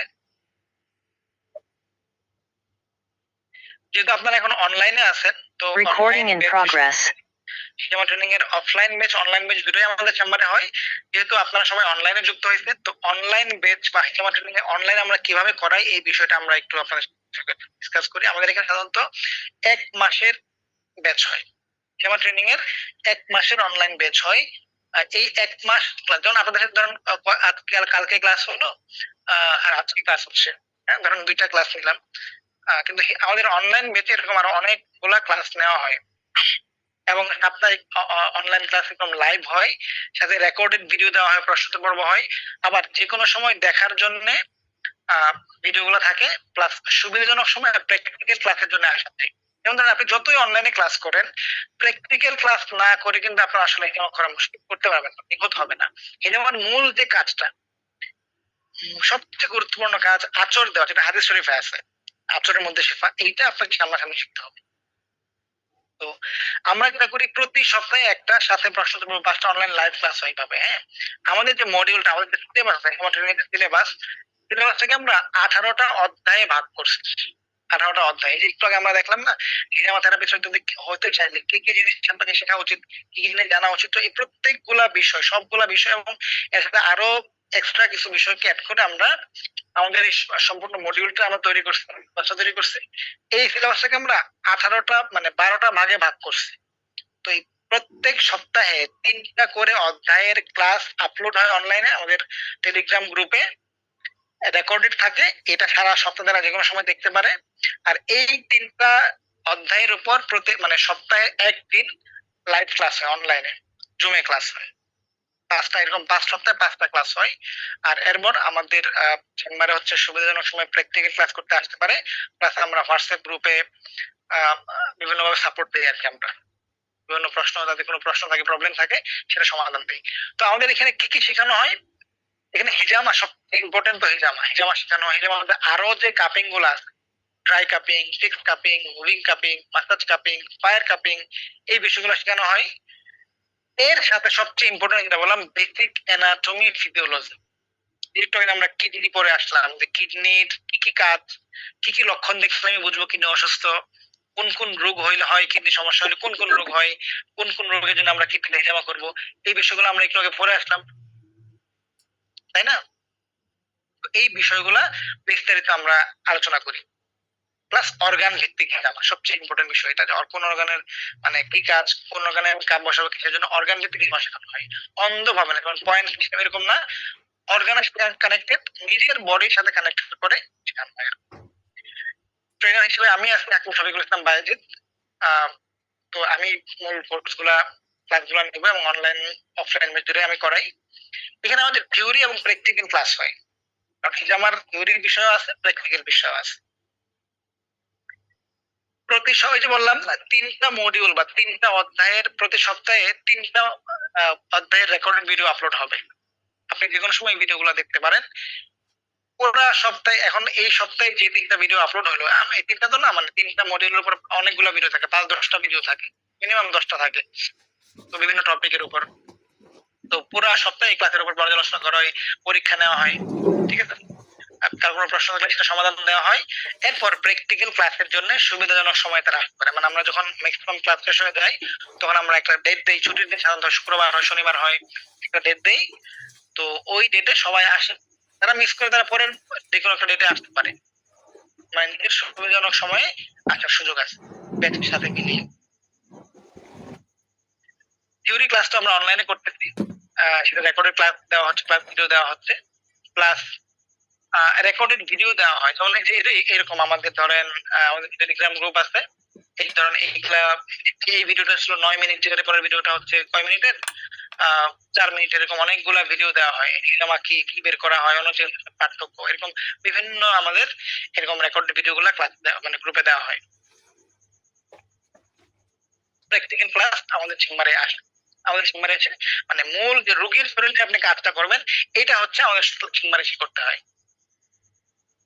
এখন একটা মানুষ ট্রেনিং এ জয়েন হলো বা ট্রেনিং করতে চাইলো, করলো, সে কি কি পাবে, তাকে আসলে কি কি দেওয়া হবে, এই বিষয়টা যদি আমরা খেয়াল করি, গাইডের পিডিএফ স্পেশাল হিজামার একটা গাইড, কারণ আপনাকে অবশ্যই বই লাগবে, বই ছাড়া তো আসলে হয় না, বা গাইড লাগবে।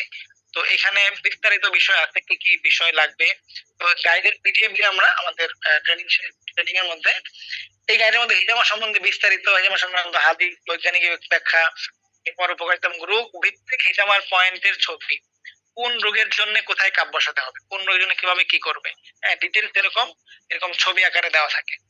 আমি তো এখানে একটু দেখাই। যেমন ধরুন মাথা ব্যথা, হেড ডিটক্স, মাথার জন্য কোন কোন পয়েন্টে কাপ বসাবে এরকম ছবি সহকারে ধরেন দেওয়া হলো। তারপরে কিডনির জন্য কোথায় কাপ বসাবে একটু আগে দেখাইলাম আমরা, তাই না? তারপরে কোমর ব্যথার জন্য কোথায় কাপ বসাবে, হাঁটু ব্যথার জন্য কোথায় কাপ, এরকম রোগ ভিত্তিক ছবি সহ দেওয়া থাকে। এখন আমাদের পড়ানোর সিস্টেমটাই এরকম যে আপনি বইয়ের উপর ডিপেন্ডেন্ট না হন, বই আপনার লাগবেই না, এটা আমাদের পড়ার সিস্টেম। আপনি যদি ভালো করে পড়েন আসলেই বই আপনার লাগবে না। আপনি দেখে থেকে রোগীর শরীরকে কথাবার্তা বলে, রোগীর সাথে কথা বলে রোগীর শরীরে আপনি কাপ বসাতে পারবেন। এখন কেউ যদি এটা নাও করতে পারে, সেটাকে বই দেখে ইজিলি কাপ বসায় ফেললো, কোনো সুযোগ আছে। ঠিক আছে? তো রেকর্ডেড ভিডিও ক্লাসটা আপনি সুবিধাজনক সময় দেখতে পাচ্ছেন, এটা তো আপনার সুবিধা হচ্ছেই। প্লাস এই ভিডিওগুলা কোর্স শেষ হয়ে যাওয়ার পরেও আরো 1 মাস থাকবে। এটা আমাদের কমিটমেন্ট, আমরা 1 মাস রাখি, বাকি আমরা আরো বোনাস হিসেবে আমরা আরো লম্বা সময় আরো দিই সাধারণত। যেমন ধরেন আপনাদের সাথে কমিটমেন্ট ছিল কোনো ভিডিও দেবো না, আমরা কিন্তু ভিডিও দিচ্ছি, এক্সট্রা কিছু দিচ্ছি, ওভার ডেলিভারি আমরা দেওয়ার চেষ্টা করছি। আমাদের কথা ছিল শুধু আমরা মাথা ব্যথা, কোমর ব্যথা এবং গ্যাস্ট্রিক করবো, আমরা আরো কিছু অনেক কিছু পড়াই, এরকম আর কি। স্পেশাল প্র্যাকটিক্যাল ক্লাস, তারা প্র্যাকটিক্যাল ক্লাস করতে আমাদের চেম্বারে আসবে। তারপরে পার্সোনাল কোচিং সেশন, তার রোগী নিয়ে, তার সমস্যা নিয়ে, বিভিন্ন প্রবলেম নিয়ে বা ক্যারিয়ার নিয়ে আমাদের সাথে 1-to-1 সেশন করতে পারে, বিভিন্ন প্রবলেমের সলিউশন কিভাবে হবে। ট্রেনিং শেষে সার্টিফিকেট দেওয়া হয়, ট্রেনিং শেষে একটা সার্টিফিকেট দেওয়া হয়, যদি এটা সরকারি কোনো কিছু না, কিন্তু আপনি একজন হিজামা করে গেছেন, আপনি হিজামা থেরাপিস্ট, এটার একটা আপনি স্বীকৃতি বা এটার একটা আপনি দলিল পেলেন আর কি। ঠিক আছে? ইন্টার্নের সুবিধা, আমাদের এখানে ট্রেনিং করে যাওয়ার পরে প্র্যাকটিক্যাল ক্লাসে তো বিস্তারিত শিখে দেওয়া হচ্ছে পরিপূর্ণভাবে, কিভাবে রোগী দেখবে, রোগীর কথা কিভাবে শুনবে, রোগীর হিস্ট্রি কিভাবে নিবে, কোন কোন পয়েন্টে কাপ বসাবে, কিভাবে নির্ধারণ করবে, কিভাবে আলটিমেটলি নিজের হাতে করবে, এই বিষয়টা শেখানো হয়। বাকি কেউ চাইলে আমাদের এখানে ইন্টার্নি করতে পারে। চিকিৎসার ক্ষেত্রে ইন্টার্নিটা ইম্পর্টেন্ট। আমাদের কিন্তু শুধু তো আমরা মানে ট্রেনিং করে না, রোগীও দেখা হয়, তো সেটা রোগীও দেখতে পারে তারা আমাদের সাথে। ঠিক আছে?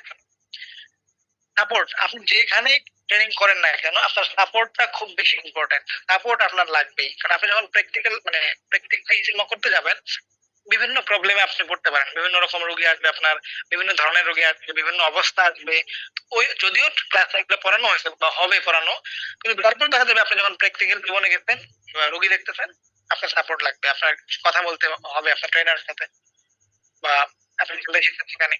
তো আমরা এইটা খুব যত্নের সাথে করে থাকি। আমাদের ফেসবুক গ্রুপ আছে, আমাদের প্রত্যেক ব্যাচের আলাদা হোয়াটসঅ্যাপ গ্রুপ আছে। এখন আপনারা ম্যাক্সিমাম এখন যেখানে মানে ব্যাচ 5 এর আপনারা যে একটা গ্রুপ আছেন না, এটা তো আমরা আপনাদের প্রশ্ন করার অপশন নাই, কারণ হচ্ছে অনেক লোক। তা আমাদের ট্রেনিং গুলো তো লোক কম থাকে, প্লাস তারা তো আমাদের পেইড ব্যাচ আসছে, তাদেরকে আমরা ওখানে তারা প্রশ্ন করতে পারে, করার সুযোগ থাকে, বা আমাদের চেম্বারে আসতে পারে, সরাসরি কল করতে পারে, অথবা কেউ চাইলে আমাদের সাথে আলাপ করে পরবর্তী ব্যাচে রিভিশনও দিতে পারে, আরেকজনের সাথে আবার করবে, সে বুঝতেছে না, এটা করতে পারে। ঠিক আছে? তো মহিলারা কিভাবে অংশ নেবে, যেহেতু অনলাইন ক্লাস, মহিলারা তো বাসায় বসে রেকর্ডেড ক্লাস করতে পারতেছে বা অনলাইন ক্লাসে অংশ নিতে পারতেছে আজকের মতো। আর প্র্যাকটিক্যাল ক্লাসটা, মহিলাদের প্র্যাকটিক্যাল ক্লাসটা আলাদা হয়, মানে শরীরে যে এজমা করার বিষয়, শরীরে মানে রোগীর শরীরে স্ক্র্যাচ করার বিষয়টা, এই ক্লাসটা মহিলাদের জন্য মহিলা ট্রেনার দ্বারা আলাদা ক্লাস হয়, ক্ষেত্রে পর্দার কোনো ধরনের সমস্যা ছাড়াই তারা ক্লাসে অংশ নিতে পারে। ঠিক আছে? আর যদি বলেন যে আমরা তো ঢাকার বাইরে থাকি, থাকা খাওয়া কি, এখন যেহেতু অনলাইন ব্যাচ, প্র্যাকটিক্যালের জন্য একদিন জাস্ট কয়েক ঘন্টার জন্য আসা লাগবে, তাহলে থাকা খাওয়ার কোনো প্রবলেম নাই, থাকার কোনো দরকার নাই ঢাকায়, তাই না? আপনি ইজিলি ঢাকার বাড়ি থেকে আসলেও এসে ক্লাস করে আবার চলে যেতে পারতেছেন। ওই দিন আমরা সার্টিফিকেট দিচ্ছি, ওই দিন একটা পরীক্ষা হয়, পরীক্ষা নিয়ে আমরা সার্টিফিকেট দিয়ে দিচ্ছি, বাস কমপ্লিট কাজ, থাকা খাওয়ার কোনো প্রবলেম নাই। তো আমরা এক নজরে যদি আমরা আমাদের এই ট্রেনিং ব্যাচের জিনিসটা দেখেছি, আমরা হচ্ছে রেকর্ডেড ক্লাস ভিডিও দিচ্ছি, আবার লাইভ ক্লাস, এরকম সরাসরি ক্লাস হচ্ছে অনলাইনে, আবার প্র্যাকটিক্যাল ক্লাস করতে আসতে পারতেছেন, গাইডের পিডিএফ দেওয়া হচ্ছে, ব্যক্তিগত সমস্যা নিয়ে পার্সোনাল কোচিং সেশন, ক্যারিয়ার বা হিজামা রোগী নিয়ে বা পার্সোনাল কথা বলার সুযোগ থাকতেছে, সার্টিফিকেট দেওয়া হচ্ছে, এবং ইন্টারনেট সুবিধা পাচ্ছে, এবং ট্রেনিং সাপোর্ট দেওয়া হচ্ছে। তো এই পুরো বিষয়গুলা মিলিয়ে আমরা যদি ভ্যালু নির্ধারণ করি, ভ্যালু আছে অনেক টাকার। অলরেডি একজন প্রশ্ন করছেন কত টাকা নেওয়া হয় ট্রেনিং এ। হ্যাঁ, তো এটার মূল্য যদি আমরা নির্ধারণ করি, রেকর্ডেড ক্লাস ভিডিও 10,000 টাকা ধরতে পারেন, সাপ্তাহিক লাইভ ক্লাস সেটা ধরতে পারেন 10,000 টাকা, প্র্যাকটিক্যাল ক্লাস, হ্যাঁ, তারপরে গাইডের ভ্যালু মিলে আমরা ইন্টারনেট সুবিধা, লাইফ টাইম সাপোর্ট, বা অ্যাটলিস্ট এই পরবর্তী বেশ কয়েক মাস আমরা হচ্ছে তাদেরকে পুরো টাচে রাখি, সম্পূর্ণ একটা হোমওয়ার্কের মধ্যে রাখি।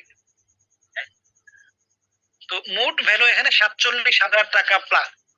আমরা এটা বলতে পারি যে আমাদের এই ট্রেনিং এর ভ্যালু মানে ট্রেনিং এর মূল্য 47,000 টাকারও বেশি। ঠিক আছে? কিন্তু এই ভ্যালুটা অসীম, এটা আসলে টাকা দিয়ে মূল্যায়ন করা যাবে না। এই জন্যে আপনি যদি এই যে আমার শেখা একটা স্কিল, একটা দক্ষতা, আপনি যদি এই দক্ষতাটা শিখে যান, একবার শিখে যান, এইটা কি আর হারানোর কোনো সুযোগ আছে? সারা জীবন আপনার কাজে লাগবে এটা। সারা জীবন আপনি আপনার নিজের চিকিৎসা করতে পারতেছেন, পরিবারের সদস্যদের হিজামা করতে পারতেছেন, তাদের রোগ ভালো হচ্ছে, তাদের ডাক্তারের খরচ কমতেছে, প্লাস হিজামা করে আপনি উপার্জন করতে পারতেছেন। তাহলে তো এই ভ্যালুটা অসীম, আপনি অসীম উপকার পাচ্ছেন। মানে হিজামা ট্রেনিং এর ভ্যালু এই জন্যই তো অসীম যে আপনি এখান থেকে আসলে এমন না যে 2 মাসের একটা উপকার পাবেন আপনি, বা 3 মাস পাবেন, 3 বছর পাবেন, 10 বছর পাবেন, এরকম না। এটা সারা জীবন আপনি উপকার পাইতেই থাকবেন। এই জন্য এটার ভ্যালুটা অসীম। প্লাস কমিউনিটি, হ্যাঁ, মানে আপনি তো একা আমাদের এখানে ট্রেনিং করেন, আমাদের এখানে আরো প্রচুর মানুষ, হাজার হাজার মানুষ আমাদের এখানে ট্রেনিং করে গেছে, তাদের সাথে আমাদের একটা কমিউনিটি আছে, একটা একটা আলাদা একটা সমাজ বলে নাকি যোগাযোগ আছে। তো দেখেন মানে আপনি একটা প্রবলেম বলেন, তারা আপনাকে হেল্প করলো, তারা একটা প্রবলেম বললো, আপনি হেল্প করলেন। আপনার একটা রোগী আপনি ধরেন চাপাই নবাবগঞ্জ, সিলেটে একজন আপনাকে নক করলো, স্বাভাবিক সিলেটে তাকে আপনি দিয়ে দিলেন। এরকম একটা বিশাল একটা কমিউনিটি আমাদের আছে। ঠিক আছে? তো এই কমিউনিটির মূল্যটাই অনেক। মানে আজকেও একটা হচ্ছে সেন্টার থেকে একটা মানে বড় একটা রুগী ডাক্তার, ঢাকা শহরের অন্যতম বড় একটা রুগী ডাক্তার থেকে ভাই হচ্ছে কল দিলেন যে আপনাদের আমাদের একটা ফিমেল থেরাপিস্ট লাগবে, আপনাদের মধ্যে থেকে কাউকে দেন, আপনাদের পরিচিত, আপনাদের এখানে ট্রেনিং করে এরকম কাউকে দেন। আমি বললাম দিদিন আমি পাঠাই দিলাম আর কি। এরকম কমিউনিটিতে একটা সেবা পাওয়া যায়। তো আমাদের অনলাইন ব্যাচ পরবর্তী শুরু হচ্ছে আগামী মঙ্গলবার থেকে ইনশাআল্লাহ। ঠিক আছে? আগামী মঙ্গলবার, আজকে তো রবিবার রাত, সোমবার হয়েছে অলমোস্ট, আগামী কালকে রাতের পরের রাতে আমাদের অনলাইন ব্যাচটা শুরু হবে। এইখানে আপনারা এখানে আমরা 90% ছাড় দিয়ে 10,000 টাকা এই কোর্সটা করতে পারবেন, অনলাইন ব্যাচটা। ঠিক আছে? মাত্র 10,000 টাকা করতে পারছেন। এখন এখানে আপনি পাবেন কি কি, এটা আমরা অলরেডি দিয়ে দিলাম। এখানে আমরা সারপ্রাইজ কিছু গিফট দিচ্ছি। সারপ্রাইজ গিফট গুলা কি কি, মানে শুধু যে আমরা যে দেখাইলাম আমরা এই জিনিসগুলো তো আমরা দিচ্ছি, পাশাপাশি আমরা আপনি হিজামা শিখে গেলেন, এটা মার্কেটিং কিভাবে করবেন, মানে রোগী আপনার কিভাবে আসবে, বা আপনি রোগী কিভাবে আনবেন, বা মানুষ কিভাবে আপনাকে চিনবে, এটা হচ্ছে আপনাকে মার্কেটিং করতে হবে। বর্তমান যুগ মার্কেটিং এর যুগ। দেখেন এইখানে যে ক্লাসে যারা আছেন, আমাদের গ্রুপে যারা আছেন, কাউকেই কিন্তু কারণ আমার শারীরিক মানে দেখা হয়নি হয়তো পার্সোনালি, আপনারা এখানে মার্কেটিং এর মাধ্যমে। ঠিক আছে? তো আপনার রোগী যে আসবে আপনার কাছে, তারাও আপনার মার্কেটিং এর কারণেই কিন্তু আসবে, আপনাকে মার্কেটিং করতে হবে। ঠিক আছে? তো হিজামার মার্কেটিং কিভাবে করবেন, এটা আমরা একটা রেকর্ডেড কোর্স আমরা গিফট হিসেবে দিব। আরেকটা গিফট কি, আরেকটা গিফট হলো যে আমরা গত 2 দিন যে ক্লাস করালাম, আজকে এবং গতকাল গত শুক্রবারে, এই ক্লাসের রেকর্ডেড ভিডিও গুলা দিচ্ছি, আপনারা আপনাদের গ্রুপে পেয়ে যাবেন। আরেকটা গিফট দিচ্ছি আমরা, যেটা হলো ডায়াবেটিস রোগীদের হিজামা করতে গেলে, বা কোন ডায়াবেটিস রোগীদের আমরা হিজামা করতে পারবো, বা ডায়াবেটিস রোগীদের কোন ভাবে হিজামা করলে আরো বেশি উপকার হবে, এই সংক্রান্ত বিষয়ে আমাদের একটা ওয়ার্কশপ ছিল আগে। এই ওয়ার্কশপে সম্পূর্ণ রেকর্ডেড ভিডিও আমরা দিচ্ছি। ওইটার ভ্যালু ছিল প্রায় কত 1,000 টাকা। ঠিক আছে? মানে ডায়াবেটিস রোগীদের আপনি হিজামা কিভাবে করবেন, কোন কোন অর্গানে করবেন, কোন কোন চিন্তা করে কোথায় করবেন, বা এদের আর কোন অর্গান জড়িত, কোন কোন রোগ হইতে পারে, এদের আলাদা কি সতর্কতা নিতে হবে, এই বিস্তারিত বিষয়গুলো, যেহেতু আমরা এখন সমাজে ডায়াবেটিস রোগী বলি, তো এই ডায়াবেটিস রোগী হিজামা সংক্রান্ত বিষয়গুলো ওই ক্লাসটা আমরা ফ্রি দিচ্ছি। মানে মোট 3টা আরো ফ্রি কোর্স দেওয়া হচ্ছে আপনাকে। এখন ভ্যালু তো আমরা বললাম যে 10,000 টাকা। আজকের অফার, মানে আজকে তো এখন তো রাত হয়ে গেছে, যদিও অলমোস্ট 11টা। আজকে রাতের মধ্যে যদি কেউ ভর্তি হয়, কিন্তু আমাদের আসন অবশ্যই লিমিটেড, আজকে রাতের মধ্যে কেউ যদি ভর্তি হয়, প্রথম 5 জন মাত্র 3,000 টাকায় ভর্তি হতে পারবেন। আমরা ভ্যালু দেখাইছি 47,000 টাকা প্লাস স্কলারশিপ আমরা 10,000 টাকায় দিয়ে আসছি। আজকের মধ্যে ইনস্ট্যান্ট যদি কেউ ভর্তি হয়, তারা 3,000 টাকা পেমেন্ট করে ভর্তি হতে পারবে। আপনাদের গ্রুপে অলরেডি ডিটেইলস দিয়ে দেওয়া হয়েছে, আপনাদের যে হোয়াটসঅ্যাপ গ্রুপ আছে ওখানে ডিটেইলস দেওয়া হয়েছে, এবং এখানে মাত্র 5 জনকে আমরা প্রথম 5 জনকে সুযোগটা দেব। ওকে, আজকে কেউ হয়তো ভর্তি যদি কেউ কোনো কারণে নাও হতে পারে, আগামীকালকে অপশন থাকবে, আগামীকালকে তারা 3,500 টাকায় ভর্তি হতে পারবে। সোমবার হবে, হ্যাঁ, সোমবার বা কালকের মধ্যে ভর্তি হলে 3,500 টাকায় ভর্তি হতে পারবে। দেখলাম কালকে যদি কেউ মিস করে পরের দিন তারা যদি কেউ ভর্তি তাহলে 4,000 টাকা দিয়ে এই করছে। আমাদের তো মঙ্গলবার রাতে ক্লাস শুরু হয়ে যাবে, মঙ্গলবার বিকাল 5টা পর্যন্ত 4,000 টাকা দিয়ে আমাদের এই কোর্সে ভর্তি হতে পারবে সবাই। ঠিক আছে, তো আপনার আশা করি বুঝতে পারছেন যে আজকে রাতের মধ্যে যদি কেউ ভর্তি হয় তাহলে 3,000 টাকা আপনি ভর্তি হতে পারতেছেন। কেউ যদি আগামীকালকে ভর্তি হতে চান আপনাকে 3500 টাকা দেওয়া লাগবে, আর ওটা বেড়ে যাবে ফিটা। আর এরপরে মঙ্গলবার পর্যন্ত ভর্তি হলে 4,000 টাকা, এরপর থেকে আমাদের রেগুলার ফি 10,000 টাকায় ভর্তি হবে, এরপর থেকে রেগুলার ফি কার্যকর হবে। তো কেউ যদি ভর্তি হইতে চান আপনি যোগাযোগ করতে পারেন, পেমেন্ট করতে পারেন। একটা মাথায় রাখবেন, এইটা একটা স্কিল বা দক্ষতা। আপনি হয়তো অনেকেই হয়তো বিভিন্ন চেম্বারে বা বিভিন্ন করছেন বা কাউকে করতে দেখবেন, একটা পেশেন্টের হিজামাতে ফি আসে মোটামুটি 1000-এর কম, 1,000, 2,000, 3,000, 4,000 আসে।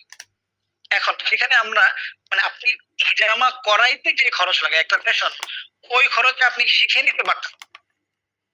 তো বুদ্ধিমান ব্যক্তি তো হলে এইটা মানে এই অপরচুনিটি গ্র্যাব করা উচিত। আপনি আসলে যদি একবার শিখে নিতে পারি এটা আমার সারা জীবন কাজে লাগবে, আরো কত 3,000 টাকা আমি উপার্জন করতে পারবো, এটা কোনো ইয়ত্তা নেই।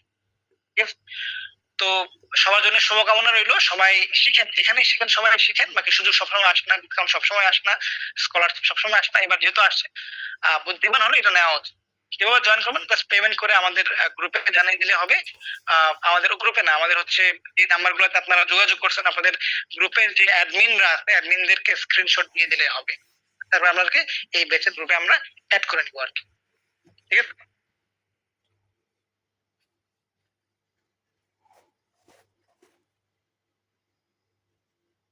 Recording stopped. আরেকটা টপিক আমরা আলোচনা করে আমাদের আর টপিক রয়ে গেছে, ওইটা পরে আমরা প্রশ্নোত্তর পর্বে যাবো। কার কি কি প্রশ্ন আছে ওই আলোচনায় যাব। আমরা পরের টপিকে চলে যাই। এটা কাপ বসানোর মূলনীতি, কি কি মূলনীতি চিন্তা করে আমরা কাপগুলা বসাবো। ঠিক আছে,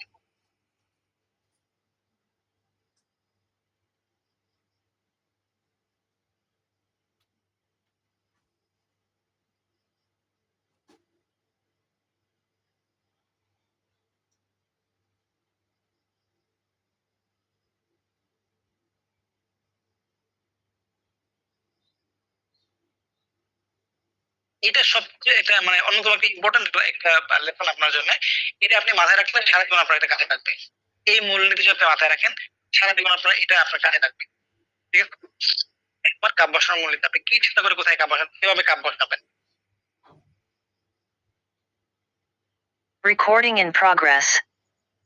আমাদের বিভিন্ন রকম ছবি আমরা দেখে থাকবো, যেমন করাচ্ছে বিভিন্ন অংশে কাপ বসানো হচ্ছে, কারো হাতে, কারো পায়ে, কারো মাথায়, বুকে, পিঠে, বিভিন্ন জায়গায়। আসলে কাপগুলো কেন বসায় আপনি হয়তো বেদেদেরকে দেখেন, বেদেরা শিঙ্গা লাগায়, বিভিন্ন জায়গায় বসায়, বলে যে কোথায় ব্যথা, এখানে কাপ বসায়, এখানে হচ্ছে শিঙ্গা বসায় দেয়।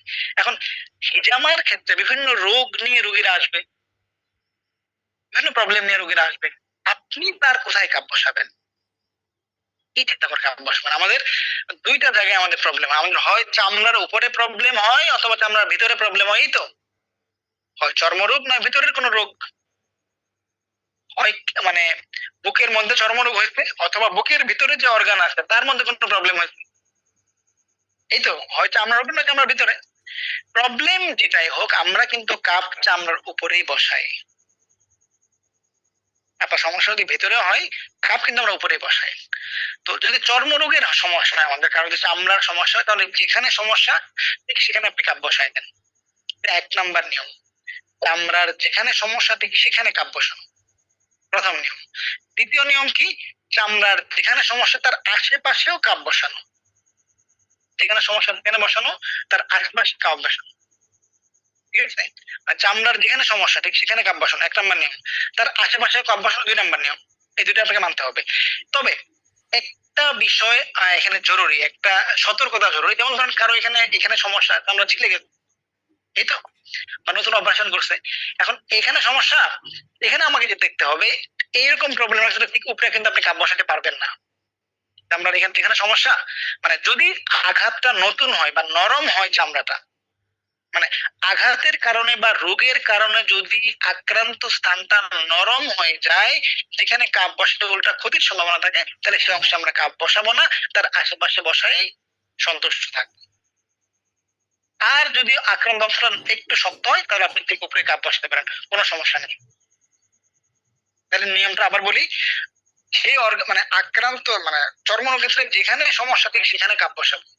তবে এর ব্যতিক্রম কি, যদি এটা কোনো কারণে আঘাত বা চর্মরোগের কারণে এটা নতুন মানে এটা যদি নরম হয়ে যায় সেক্ষেত্রে কাপ বসাবো না, ঠিক আছে, আশপাশে বসাবো। ঠিক আছে, এই দুটা নিয়ম। তৃতীয় নিয়মটা হলো আমাদের অর্গানের ভেতরে প্রবলেম, অর্গানের ভেতরে আমাদের প্রবলেম, শরীরের অর্গানের ভেতরে প্রবলেম। তাহলে ভেতরের যে অর্গানের সমস্যা তার ঠিক উপরের চামড়ায় কাপ বসানো। ধরুন হার্টের সমস্যা, হার্ট কোথায় জানতে হবে, হার্টের উপরে চামড়ায় আপনি কাপ বসাই দিচ্ছেন। লিভারের সমস্যা, লিভার কোথায় জানতে হবে, লিভারের উপরে চামড়ায় আপনি কাপ বসাই দিচ্ছেন। কিডনিতে প্রবলেম, কিডনি কোথায় জানতে হবে, তার উপরে চামড়ায় কাপ বসাই দেবেন। হ্যাঁ, প্রবলেম থাকতেও পারে অথবা নাও থাকতে পারে। আপনার টার্গেটটা, আপনি যেটা চিন্তা করছেন আমি এই অর্গানে কাপ বসাবো, আমি এই কিডনিতে কাপ বসাবো, আমি আর হার্টে কাপ বসাবো, আমি আর হচ্ছে স্টোমাকে কাপ বসাবো, তার উপরে চামড়ায় আপনি কাপ বসাই দেন। এই জন্য আপনার জানতে হবে কোন অর্গান কোথায় আছে, এই এই অ্যানাটমিটা আপনাকে জানতে হবে, তার অ্যানাটমিটা। আমাদের অনলাইন কোর্সে আমরা বিস্তারিত আলোচনা করি এবং কয়টা কাপ দেওয়া লাগবে। ঠিক আছে, তাহলে যে অর্গানে প্রবলেম তার ঠিক উপরে চামড়ায় আমরা কাপ বসাবো। 3 নাম্বার নিয়ম। 4 নাম্বার নিয়ম কি, যে অর্গানের সমস্যা আমার টার্গেট যে অর্গান তার উপরের স্কিনের আশেপাশেও কাপ বসাবো। যেমন ধরেন কিডনির উপরে চামড়া, এটা এখানে কাপ বসালাম, তার আশেপাশেও কাপ বসাই দেব। আক্রান্ত অর্গান বা আমার টার্গেট যে অর্গান তার ঠিক উপরের চামড়ার আশেপাশেও কাপ বসানো। 4 নাম্বার। আশা করি ক্লিয়ার। তাহলে প্রথম নিয়মটা কি ছিল, প্রথম নিয়মটা ছিল চর্মরোগের ক্ষেত্রে যেখানে সমস্যা ঠিক সেখানে কাপ বসানো, কয়েকটা ব্যতিক্রম আছে। দ্বিতীয় নিয়ম কি, যেখানে সমস্যা তার আশেপাশে কাপ বসানো। তৃতীয় নিয়ম কি, চামড়া মানে অর্গানের সমস্যা, ভিতরের অর্গানের সমস্যা তার ঠিক উপরের চামড়ায় কাপ বসানো, তার আশপাশে কাপ বসানো। হয়ে গেল। এখন আপনি বলতে পারেন যে আমরা কি পিঠের দিকে বসাবো না পেটের দিকে বসাবো, এটা একটা প্রশ্ন আপনার হইতে পারে। যে ঠিক আছে আপনি আমি হয়তো পেটের দিকে সমস্যা, তাহলে পেটে বসাবো না পিঠের দিক দিয়ে বসাবো, কোন দিক দিয়ে বসাবো, তো ভিতরে তো গোল পরে ভিতরে তো অর্গানটা থাকে অনেকটা এরকম না। সেক্ষেত্রে 5 নাম্বার নিয়ম হলো, যদি কোনো অর্গানে প্রবলেম থাকে, আমরা তো আসলে রোগের জন্যও কাপ বসাই আবার সুস্থ ব্যক্তিদেরকেও কাপ বসাই, তাই না? আমরা রোগীদেরকেও কাপ বসাই আবার সুস্থ ব্যক্তিদেরকেও কাপ বসাই। তো যার হার্টে কোনো সমস্যা নাই তার ক্ষেত্রেও কাপ বসাচ্ছি আমরা, যার হার্টের সমস্যা আছে তার ক্ষেত্রেও কাপ বসাচ্ছি, যার লিভারের সমস্যা আছে তাকেও কাপ বসাচ্ছি, লিভারের সমস্যা নাই তাকেও কাপ বসাচ্ছি। এখন লিভারের সমস্যা নিয়ে আসছে একজন, তার লিভারে কাপ বসাবো আমি, আমরা লিভারটা থেকে উপরে পেটে ডান দিকে। এখন এই বরাবর কি আমি সামনে বসাবো না পিছন দিকে বসাবো কাপ? উত্তর হলো, যদি কোনো অর্গান অসুস্থ থাকে সেক্ষেত্রে অর্গানের সামনেও বসাইতে হবে পিছন দিকেও বসাইতে হবে কাপ, দুই দিক থেকেই। মানে অর্গান অসুস্থ তাহলে সামনেও বসাতে হবে পেছনেও বসাইতে হবে। কিডনি অসুস্থ, কিডনি বরাবর পিছনেও বসাতে হবে সামনেও বসাতে হবে। স্টোমাকে প্রবলেম আছে, স্টোমাক বরাবর সামনেও পেছনেও। হার্টে প্রবলেম আছে, হার্ট বরাবর সামনেও এবং এই বরাবর পিছনেও কাপ বসাইতে হবে। তার মানে আক্রান্ত অংশের মানে অর্গানটা যদি আক্রান্ত হয় অসুস্থ হয় তাহলে কি করতে হবে, উভয় দিক থেকে কাপ বসাইতে হবে। চলে গেল 5 নাম্বার নিয়ম। 6 নাম্বার নিয়ম হলো, অর্গানটা সুস্থ, এটা আক্রান্ত না, অসুস্থ না, আমি যে অর্গানে কাপ বসাবো। যেমন ধরেন একটা রোগী আমার কাছে আসছে, আমার এক বন্ধু মাথা ব্যথার জন্য এজামা করাইতে আসছে, বেসিক্যালি তার মাথা ব্যথা কিন্তু বলতেছে আমাকে দোস্ত আমার কিডনিতেও কাপ বসাইতো, কিডনিটা ভালো থাকবে, তার কিডনিতে কোনো প্রবলেম নাই, সেক্ষেত্রে অবশ্যই জমা করে দেবে, জমা করলে আরো ভালো হবে তার, কারণ আমরা সুস্থ ব্যক্তিরও জমা করি। সেক্ষেত্রে আমি কোথায় কাপ বসাবো, তার তো কিডনি অসুস্থ হলে আমরা দুই দিকেই বসাতাম, সামনে বসাতাম পিছনে বসাতাম, কিন্তু কিডনি সুস্থ। এখানে বেসিক কথা হলো সুস্থ ব্যক্তিরও দুই দিকে বসালে সমস্যা নাই, কিন্তু আমি তাকে এতগুলো কাপ কেন দেবো, এতগুলো কেন বসাবো কাপ, তাই না? ঠিক, আমি যেটা করব সুস্থ অর্গানের ক্ষেত্রে যেদিক দিয়ে অর্গান বেশি কাছে সেদিকে আমরা কাপ বসাবো। কিডনি কোন দিক দিয়ে কাছে, পিছন দিক দিয়ে কাছে, তাহলে পিছনে আমরা কাপ বসাবো। মনে রাখবেন পিছন দিক থেকে আমাদের প্যানক্রিয়াস এবং কিডনি কাছে হচ্ছে, হার্ট এবং লাংস মাঝামাঝি, বাকি অর্গানগুলো সামনে দিয়ে কাছে। এখন বলেন তো, একটা মানুষ কেমন করে আসে তার স্টোমাকে কোনো প্রবলেম নাই, কিন্তু আমি তার স্টোমাকে কাপ বসাতে চাই, স্টোমাকের কোন দিক দিয়ে কাপ বসাবো, সামনে দিয়ে না পেছন দিক দিয়ে? স্টোমাক বরাবর সামনে নাকি স্টোমাক বরাবর পিছনে, কোথায় কাপ বসাবো? কেউ যেন উত্তর চ্যাট বক্সে লিখেন তো। কিডনির কোনো সমস্যা নাই, তাহলে কিডনির কোন অংশে কাপ বসাবো? কোনো সমস্যা নাই তার। স্টোমাকের কোনো সমস্যা, তাহলে কোন দিকে কাপ বসাবো? অর্গান যদি সুস্থ থাকে তাহলে যেদিক দিয়ে অর্গান বেশি কাছে, বুকের এবং পিঠের যেদিক দিয়ে অর্গানটা বেশি কাছে সেদিকে তো আমরা কাপ বসাবো। তাহলে যেহেতু কিডনির মানে স্টোমাকের কোনো সমস্যা নাই, স্টোমাক সামনে দিয়ে কাছে, স্টোমাক সামনে বসাই দেবো কাপ। তাহলে কোনটা সামনে কোনটা পিছনে আপনি একটু লিখে নেন। কিডনি এবং প্যানক্রিয়াস পিছন দিক দিয়ে কাছে, হার্ট এবং লাংস মাঝামাঝি, বাকি সব সামনে দিয়ে কাছে। এখন হার্টের কোনো সমস্যা নেই, আপনি হার্টে কোথায় কাপ বসাবেন, বা লাংসের কোনো সমস্যা নেই, লাংসের কোথায় কাপ বসাবেন, এক্ষেত্রে আপনি যে কোনো একদিকে বসাইলে হবে, কোনো সমস্যা নেই। তো নিয়ম ক্লিয়ার। আবার আমি রিক্যাপ করি। প্রথম নিয়ম ছিল চর্মরোগের ক্ষেত্রে, যেখানে সমস্যা ঠিক সেখানে কাপ বসানো, কয়েকটা ব্যতিক্রম ছিল। এখানে সমস্যা তার আশপাশে কাপ বসানো। ভিতরের অর্গানে প্রবলেম, তার ঠিক উপরের চামড়ায় কাপ বসানো, তার উপরের চামড়ার আশেপাশে কাপ বসানো। অর্গানটা অসুস্থ, তাহলে তার সামনের দিক দিয়ে এবং পিছন দিক দিয়েও কাপ বসানো, পিছনে এবং বুকে উভয় দিক দিয়ে। অর্গানটা সুস্থ, তাহলে যে কোনো একদিকে বসালে হবে, সেদিক দিয়ে বেশি কাপ সেদিকে বসাবো। সুস্থ অর্গানের অবস্থান যদি মাঝামাঝি হয় তাহলে যে কোনো একদিকে বসাইলে হবে, কোনো সমস্যা নাই।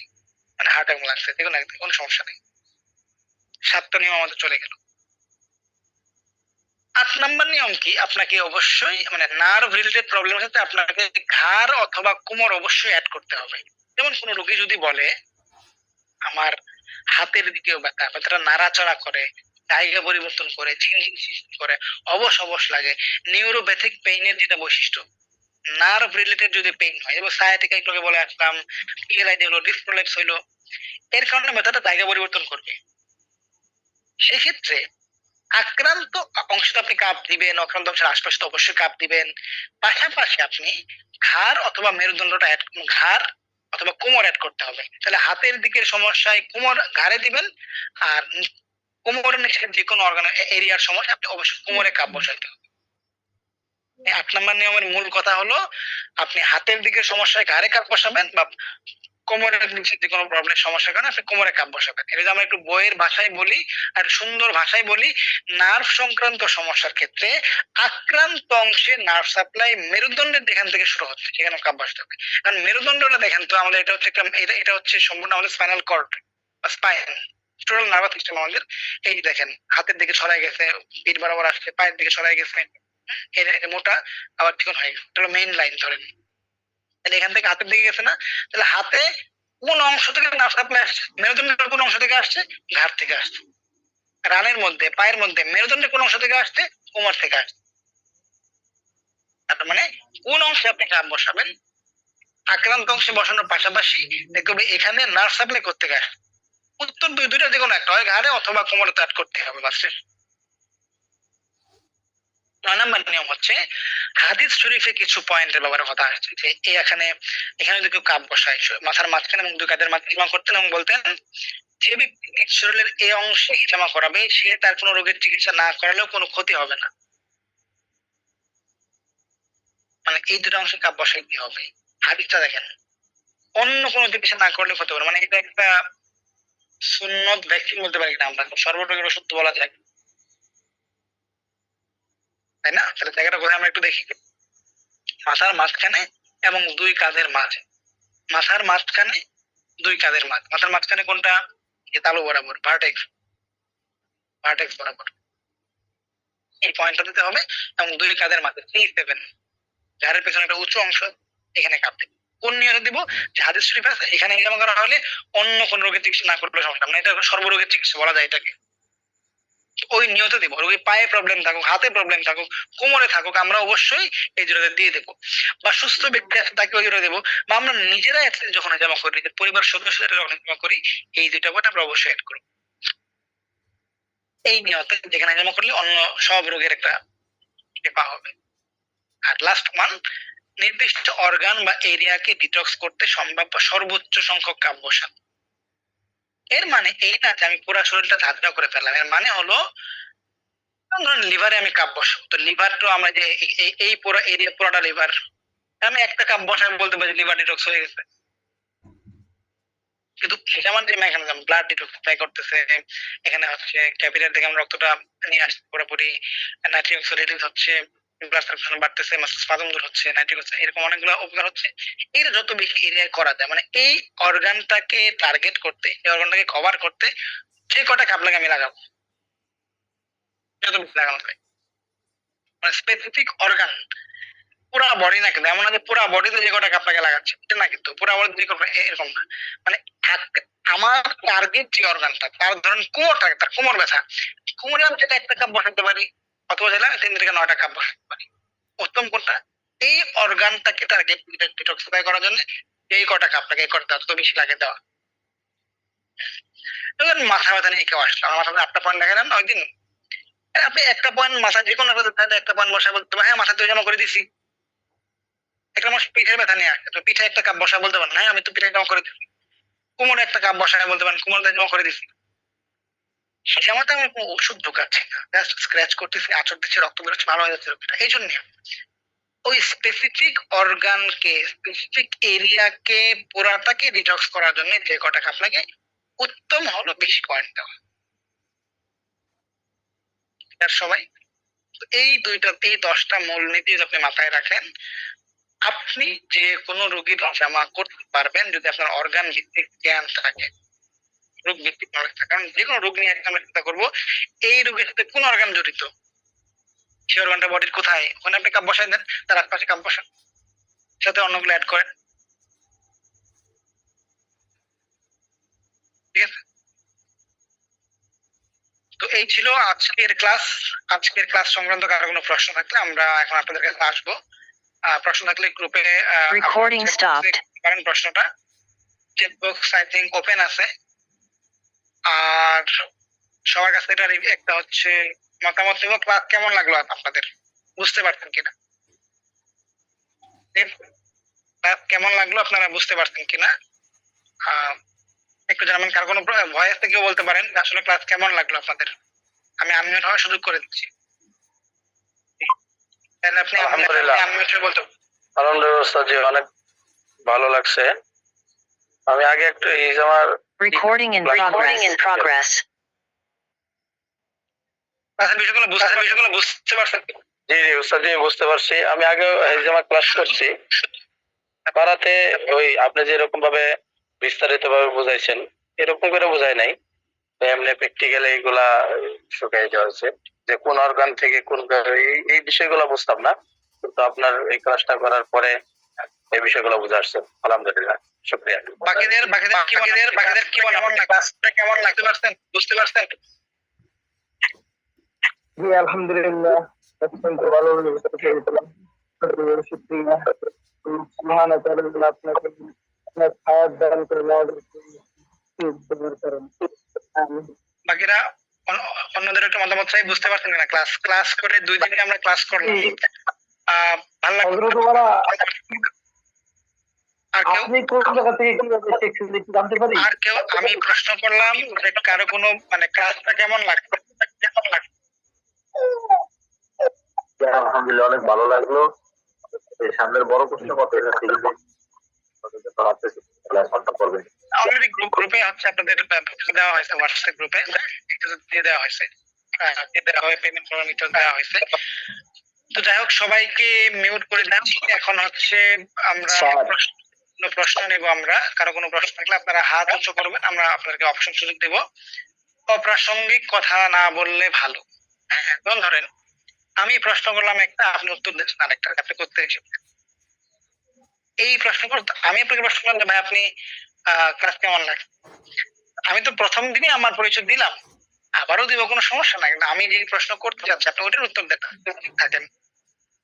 অথবা আমি প্রশ্ন করলাম মাথা ব্যথা নিয়ে কারো কোনো প্রশ্ন আছে, আপনি বলছেন আমার তো বাসায় হাঁটুতে ব্যথা, এটা তো হলো না, সুন্দর হলো না।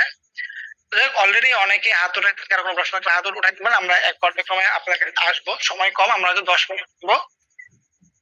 তার আগে বলতে চাই যে আমাদের যে অনলাইন ব্যাচ শুরু হচ্ছে পরশুদিন থেকে, অনলাইন ব্যাচে কিভাবে জয়েন করবেন, আপনাদের পেমেন্ট নাম্বার, বিকাশ, নগদ এগুলো নাম্বার গ্রুপে, আপনাদের হোয়াটসঅ্যাপ গ্রুপে দেওয়া হয়েছে। হ্যাঁ, আচ্ছা, তো একজন পিডিএফ গ্রুপে দিয়ে দেওয়া হবে ভাই। ওকে, রেকর্ড দেওয়ার তো কথা ছিল না, তারপর আমরা রেকর্ড দিয়ে দেবো আমাদের হচ্ছে গ্রুপে, হয়তো কালকে পর্যন্ত থাকবে, আপনারা দেখে নিন। আমাদের কেউ মিস করে থাকলে নেবেন। কোন কোন জায়গায় বসাবো এটা তো দেখালেন, কিভাবে বসাবো কিভাবে আচর দেবো এটা সামনাসামনি শিখতে হবে। হ্যাঁ, এটা আপনাকে প্র্যাকটিক্যালি শেখাতে হবে। তো রেকর্ড এই তো মুখে ব্রণ হওয়া, এর কোনোভাবে কিডনি সম্পর্কিত? ব্রণ থাকে বসাবো না, ব্রণটা আসলে কিডনিও বলতে পারেন, অথবা আপনি যদি ব্রণের মুখের মধ্যে ব্লাড সার্কুলেশন হচ্ছে, মাথাটা খুব ইম্পর্টেন্ট ফ্যাক্ট, মাথার পিছন এখান থেকে মুখের মধ্যে ব্লাড সার্কুলেশন হয় বা নার্ভাস এখান থেকে। এখন ব্রণ হওয়ার জন্য আমরা নর্মালি যেটা করি, হ্যাঁ আপনি ওই নিয়মতে কিডনিতে কাপ বসাতে পারেন। আমরা চাইলে ফুল বডিতেও ডিটক্স করতে পারি, অথবা আক্রান্ত এরিয়াটাতে কাপ সম্পূর্ণ মুখে কাপ বসাতে পারি এবং মাথায় বসাতে পারি।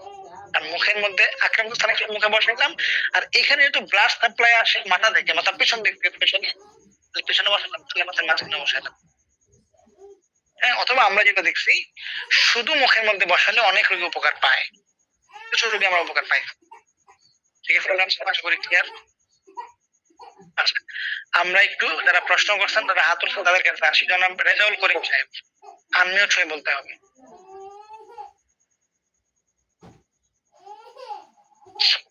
আসসালামু আলাইকুম স্যার।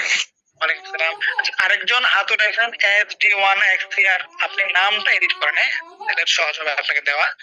আর নাম ছাড়া আমরা কাউকে দিতে চাচ্ছি না বলতে। আসসালামু আলাইকুম স্যার, আমার একটা বিষয় জানার ছিল, সেটা আপনি বলেন আপনি আজকে ক্লাস করে অ্যাটলিস্ট কিছু শিখতে পারছেন কিনা?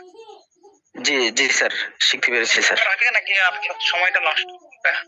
না না স্যার, অবশ্যই এই সময়টা আজকে বিশেষ করে আজকের ক্লাসটা খুব আর কি গতকালকের তুলনায় আজকের ক্লাসটা অনেক বেশি চমৎকার হয়েছে এবং তথ্যবহুল ছিল আর কি। আজকেরটাই বেশি ভালো লাগছে আমার কাছে আর কি।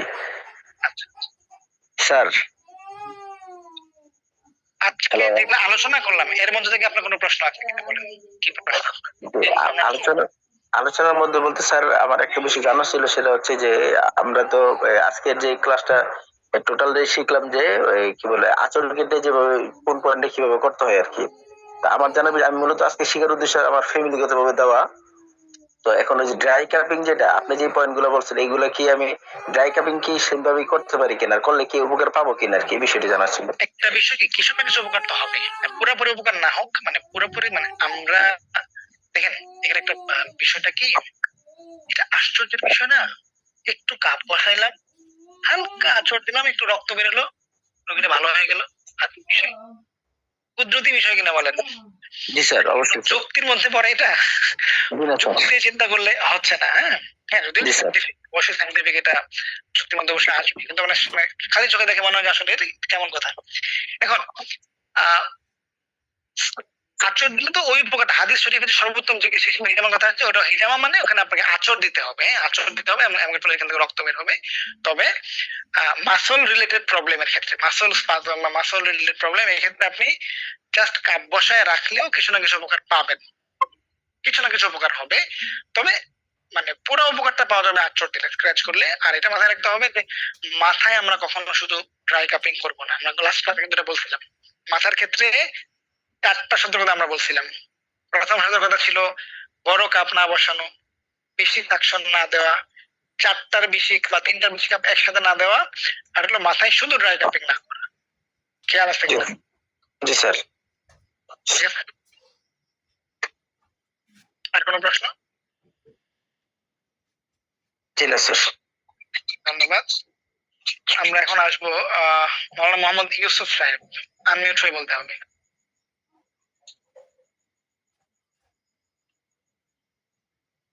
আসসালামু আলাইকুম আসসালামু আলাইকুম রাহমাতুল্লাহ। স্যার, আমার 3টা প্রশ্ন আমি একসাথে বলি। যেমন একটা রোগী অনেকগুলো রোগ নিয়ে আসছে, তাহলে তার কোন কোন জায়গায় কাপ বসাবো? মানে অনেকগুলো প্রবলেম, তখন তার মানে প্রবলেম মানে আমি ওই তো ঘুরে ফিরে কথা তো ওইটাই, এই প্রবলেম নিয়ে এসে আসছে, এই প্রবলেমের সাথে কোন অর্গান জড়িত আপনি ফাইন্ড আউট করেন, খুঁজে বের করেন, ওই অর্গানে কাপ বসাই দেন। মাথা ব্যথা নিয়ে আসছে, মাথা অ্যাড করতে হবে। কোমর ব্যথা নিয়ে আসছে, কোমর অ্যাড করতে হবে। অ্যালার্জি নিয়ে আসছে, অ্যালার্জিতে যে অর্গান যুক্ত এটা অ্যাড করতে হবে। পেটে ব্যথা নিয়ে আসছে, গ্যাস্ট্রিক সমস্যা নিয়ে আসছে বা হার্টের সমস্যা নিয়ে আসছে। প্রবলেম যেটাই সে নিয়ে আসুক, আলটিমেটলি তো রোগগুলো হয় আমাদের বিভিন্ন অর্গানের সাথে কানেকশনের কারণে। তো মানে অর্গান তার ঠিকঠাক কাজ করতে পারছে না, এই জন্যই তো। কারণ কোন অর্গানের সাথে জড়িত ওইটা বুঝে ওইভাবে আপনি কাপ বসান, ওই এরিয়াতে কাপ বসান, তাহলে আপনার ঘর বেশি সুস্থ। একটা হলো যে একজনের একটা রোগীর হাঁটুতে পানি জমছে। আমি আপনাকে মৌলিক বিষয়টা বলে দিলাম কিনা, মানে মূল নিয়মটা বললাম কিনা, দেখেন এটা বুঝতে পারছেন কিনা, এটা কি ক্লিয়ার? তাহলে কিভাবে কাপ বসাইতে হবে?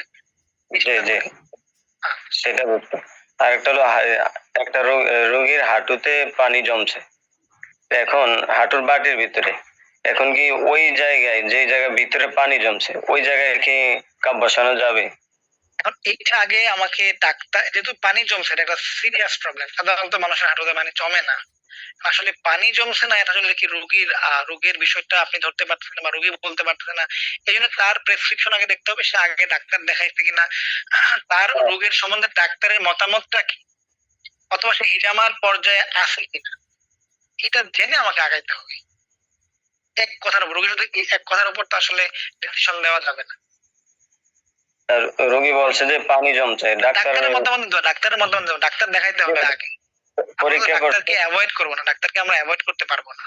আগে ডাক্তার দেখাইতে হবে, ডাক্তার তার ডায়াগনোসিসটা কি বলছে, তার রোগটা কি। এমনি হাঁটু ব্যথা নাকি কোনো হাঁটুতে কোনো ইনফ্লামেশন হয়েছে, বাধা হয়েছে, হয় হাঁটুতে ফুলে গেছে, নাকি অন্য কোনো প্রবলেম। সবসময় মাথায় রাখতে হবে যারা ডাক্তার না তাদের জন্য, সবাই আপনার রোগী না এটা মাথায় রাখতে হবে, সব আপনি ডাক্তার না এটাও মাথায় রাখতে হবে। রোগী ধরা যেমন শিখতে হবে, রোগী ছাড়াও শিখতে হবে। ঠিক আছে, জি। ধন্যবাদ। আমরা এই মুহূর্তে আসবো জুনায়েদ সিদ্দিকী সাহেবের সাথে। জুনায়েদ সাহেব, আপনি ঠিক প্রশ্ন আমি একটু বলতে হবে। আসসালামু আলাইকুম ওয়া রাহমাতুল্লাহ। ওয়ালাইকুম আসসালাম। ওয়ালাইকুম আসসালাম। আচ্ছা, যে ওই বলতেছিলাম যে কোমরে যদি হাড় ক্ষয়ে যে ব্যথা হয়, তাহলে কি হিজাবের মাধ্যমে ভালো হবে কিনা? সাধারণত কোমর আমাদের ডিস্কের প্রবলেম, হাড় ক্ষয় যেটা বলতে বলছি, মানে কোমরের ক্ষেত্রে মেইনলি প্রবলেম হয় ডিস্কের। এটা আমরা প্রচলিত ভাষায় বলতে গেলে বলেছি হাড় ক্ষয়। এখন রোগীর প্রবলেম যদি এটা হয় যে ডিস্কের প্রবলেম, এটা যদি প্রাথমিক দিকে থাকে তাহলে তো আমাদের ভালো পাওয়া যায়। সমস্যা যদি জুনায়েদ ভাই এখানে লাউড দেওয়া রিপিট হচ্ছে একটু এখন বলেন, শুনতেছি। তো যদি সমস্যা বেশি হয় সেক্ষেত্রে শুধু হিজামাতে সাধারণত আকুপ্রেশার, আকুপাংচার, ফিজিওথেরাপি অথবা মেডিকেল লাগে জটিল সমস্যা। আর একটা হচ্ছে যে আমি একটু যেটা ব্যক্তিগতভাবে মানে ফিল করতেছি, বুঝতেছি যে মাথার তালুটা খুব গরম থাকে। এখন এটার জন্য আমি কি করতে পারি, একটু যদি দিতেন। আপনি যদি ওই ধরনের পেশেন্ট না হয়ে থাকেন যে আপনার হিজামা করা নিষেধ, বা আপনি ওইটা আগে করতে হবে যে আপনার এই টপিকটা জানা উচিত।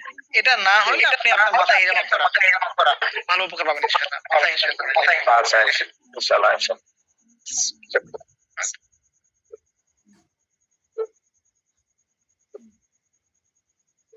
আচ্ছা, খুবই সুন্দর একটা প্রশ্ন করছেন।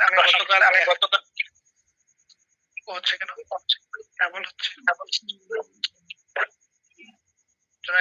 সাহেবকে আমি আনমিউট করে দিলাম, আর ইকো হবে না, ডাবল হবে না। আচ্ছা, প্রশ্ন করছেন যে আজকের রেকর্ডটি ইনস্টাগ্রামে দিলে ভালো। ইনস্টাগ্রাম আমার কি? আমি গতকাল গ্যাস্ট্রিকের জন্য হিজামা করেছিলাম, তো আগামীকাল কি অন্য কোন রোগের জন্য বা অন্য জায়গায় কাপ বসানো যাবে? খুবই সুন্দর একটা প্রশ্ন করছেন, কিন্তু যদিও আপনি আপনার নামটা বলতে পারেন নাই।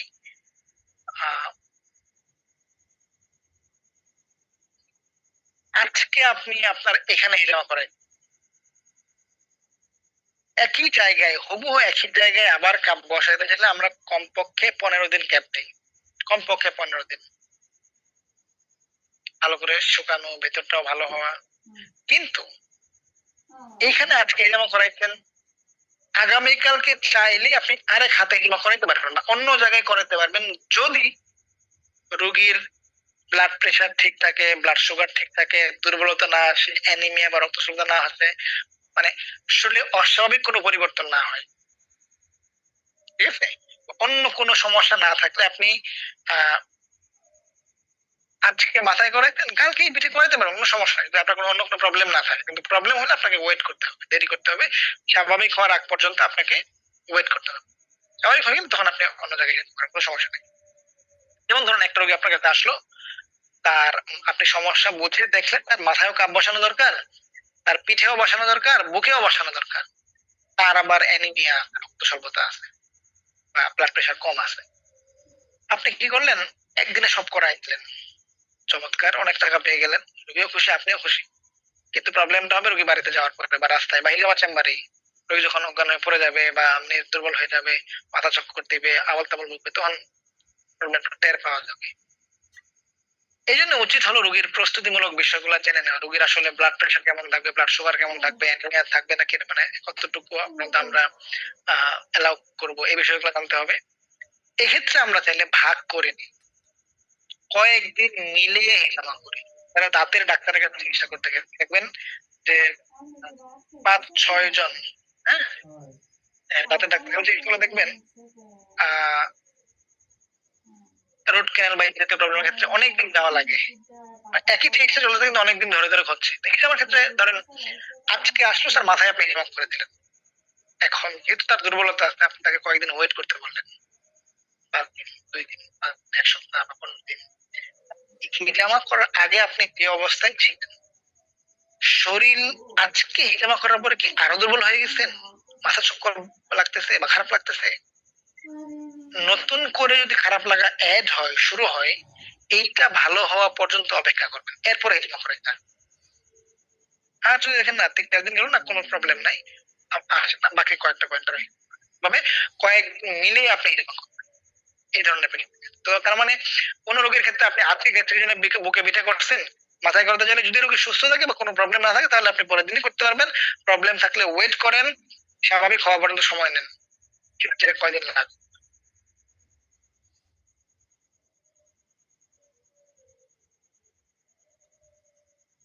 এটা খুবই বেসিক প্রশ্ন, কতক্ষণ কাপ শরীরে রাখতে হবে। হ্যাঁ, এটা আসলে আহ লক্ষণ দেখে দেখে বুঝতে হবে। প্রথমে আমরা ফিক্স কাপিং করব, প্রথমে মুভিং কাপিং করব কয়েক মিনিট, তারপরে ফিক্স কাপিং করব কয়েক মিনিট, তারপরে স্ক্র্যাচ করব, তারপরে আবার কাপ বসাবো। তখন ওখান থেকে যখন ব্লাড বের হয় বা প্লাজমা দেখা না দেয়, উপর তো আমাকে ওয়েট করতে হবে। আসলে একটা ঘড়ির কাঁটায় বলা মুশকিল, আমরা রোগীর শরীরে লক্ষণ দেখি, লক্ষণ দেখে দেখে আমরা ওইটা নির্ণয় করি আর কি। তো যাই হোক, গত 2 দিন আপনাদের সাথে বেশ সুন্দর সময় কাটলো, প্রায় 4 ঘন্টা, আজকে 2 ঘন্টা, ওই দিন 2 ঘন্টা। তো সবাইকে ধন্যবাদ লম্বা সময় ক্লাস করার জন্য। আমরা সামনে এরকম Recording stopped. ফ্রি ক্লাস নিয়ে আসবো আপনাদের জন্য, ফ্রি ক্লাস, পেইড ক্লাস, এরকম অনেকগুলো নিয়ে আসবো। গ্রুপে থাকবেন অনেকগুলা ক্লাসের রেকর্ডেড ক্লাস ভিডিও দেওয়া হবে অনেকগুলা। আজকে ক্লাসটা হয়তো আমরা টেলিগ্রামে দিব, বাকি আমাদের ফেসবুক পেজ, ফেসবুক গ্রুপ, আমাদের ইউটিউব চ্যানেল, ওখানে অনেকগুলা ক্লাসের ভিডিও পাবেন। এইগুলা খুব ভালো বুঝতে পারবেন যদি আপনি একটা কোর্স করে নেন। হ্যাঁ, কারণ বই তো বাজারে অনেক বিক্রি হয়, তো বইকে ভালো বুঝবে যে আগে আসলে বিষয়গুলো আগে পড়ে আসছে, আগে বিষয়গুলো জেনে আসছে। তো এরকম ভাবে ভিডিও যদি ভালো করে বুঝতে পারেন, যদি আপনি ফুল পুরা কোর্সটা করা থাকে, তো আমরা বেশ কম সময়, তো বেশ কম খরচ, তো আমরা একটা কোর্স অফার করছি। আগামীকালকে পরশু পর্যন্ত অফারটা থাকবে। কেউ ভর্তি হতে চাইলে ভর্তি কনফার্ম করবেন, জানাবেন, আমাদের জন্য দোয়া করবেন। সামনে আরো অনেকগুলো কোর্স আমরা নিয়ে আসবো আপনাদের জন্য। আজকে এই পর্যন্তই।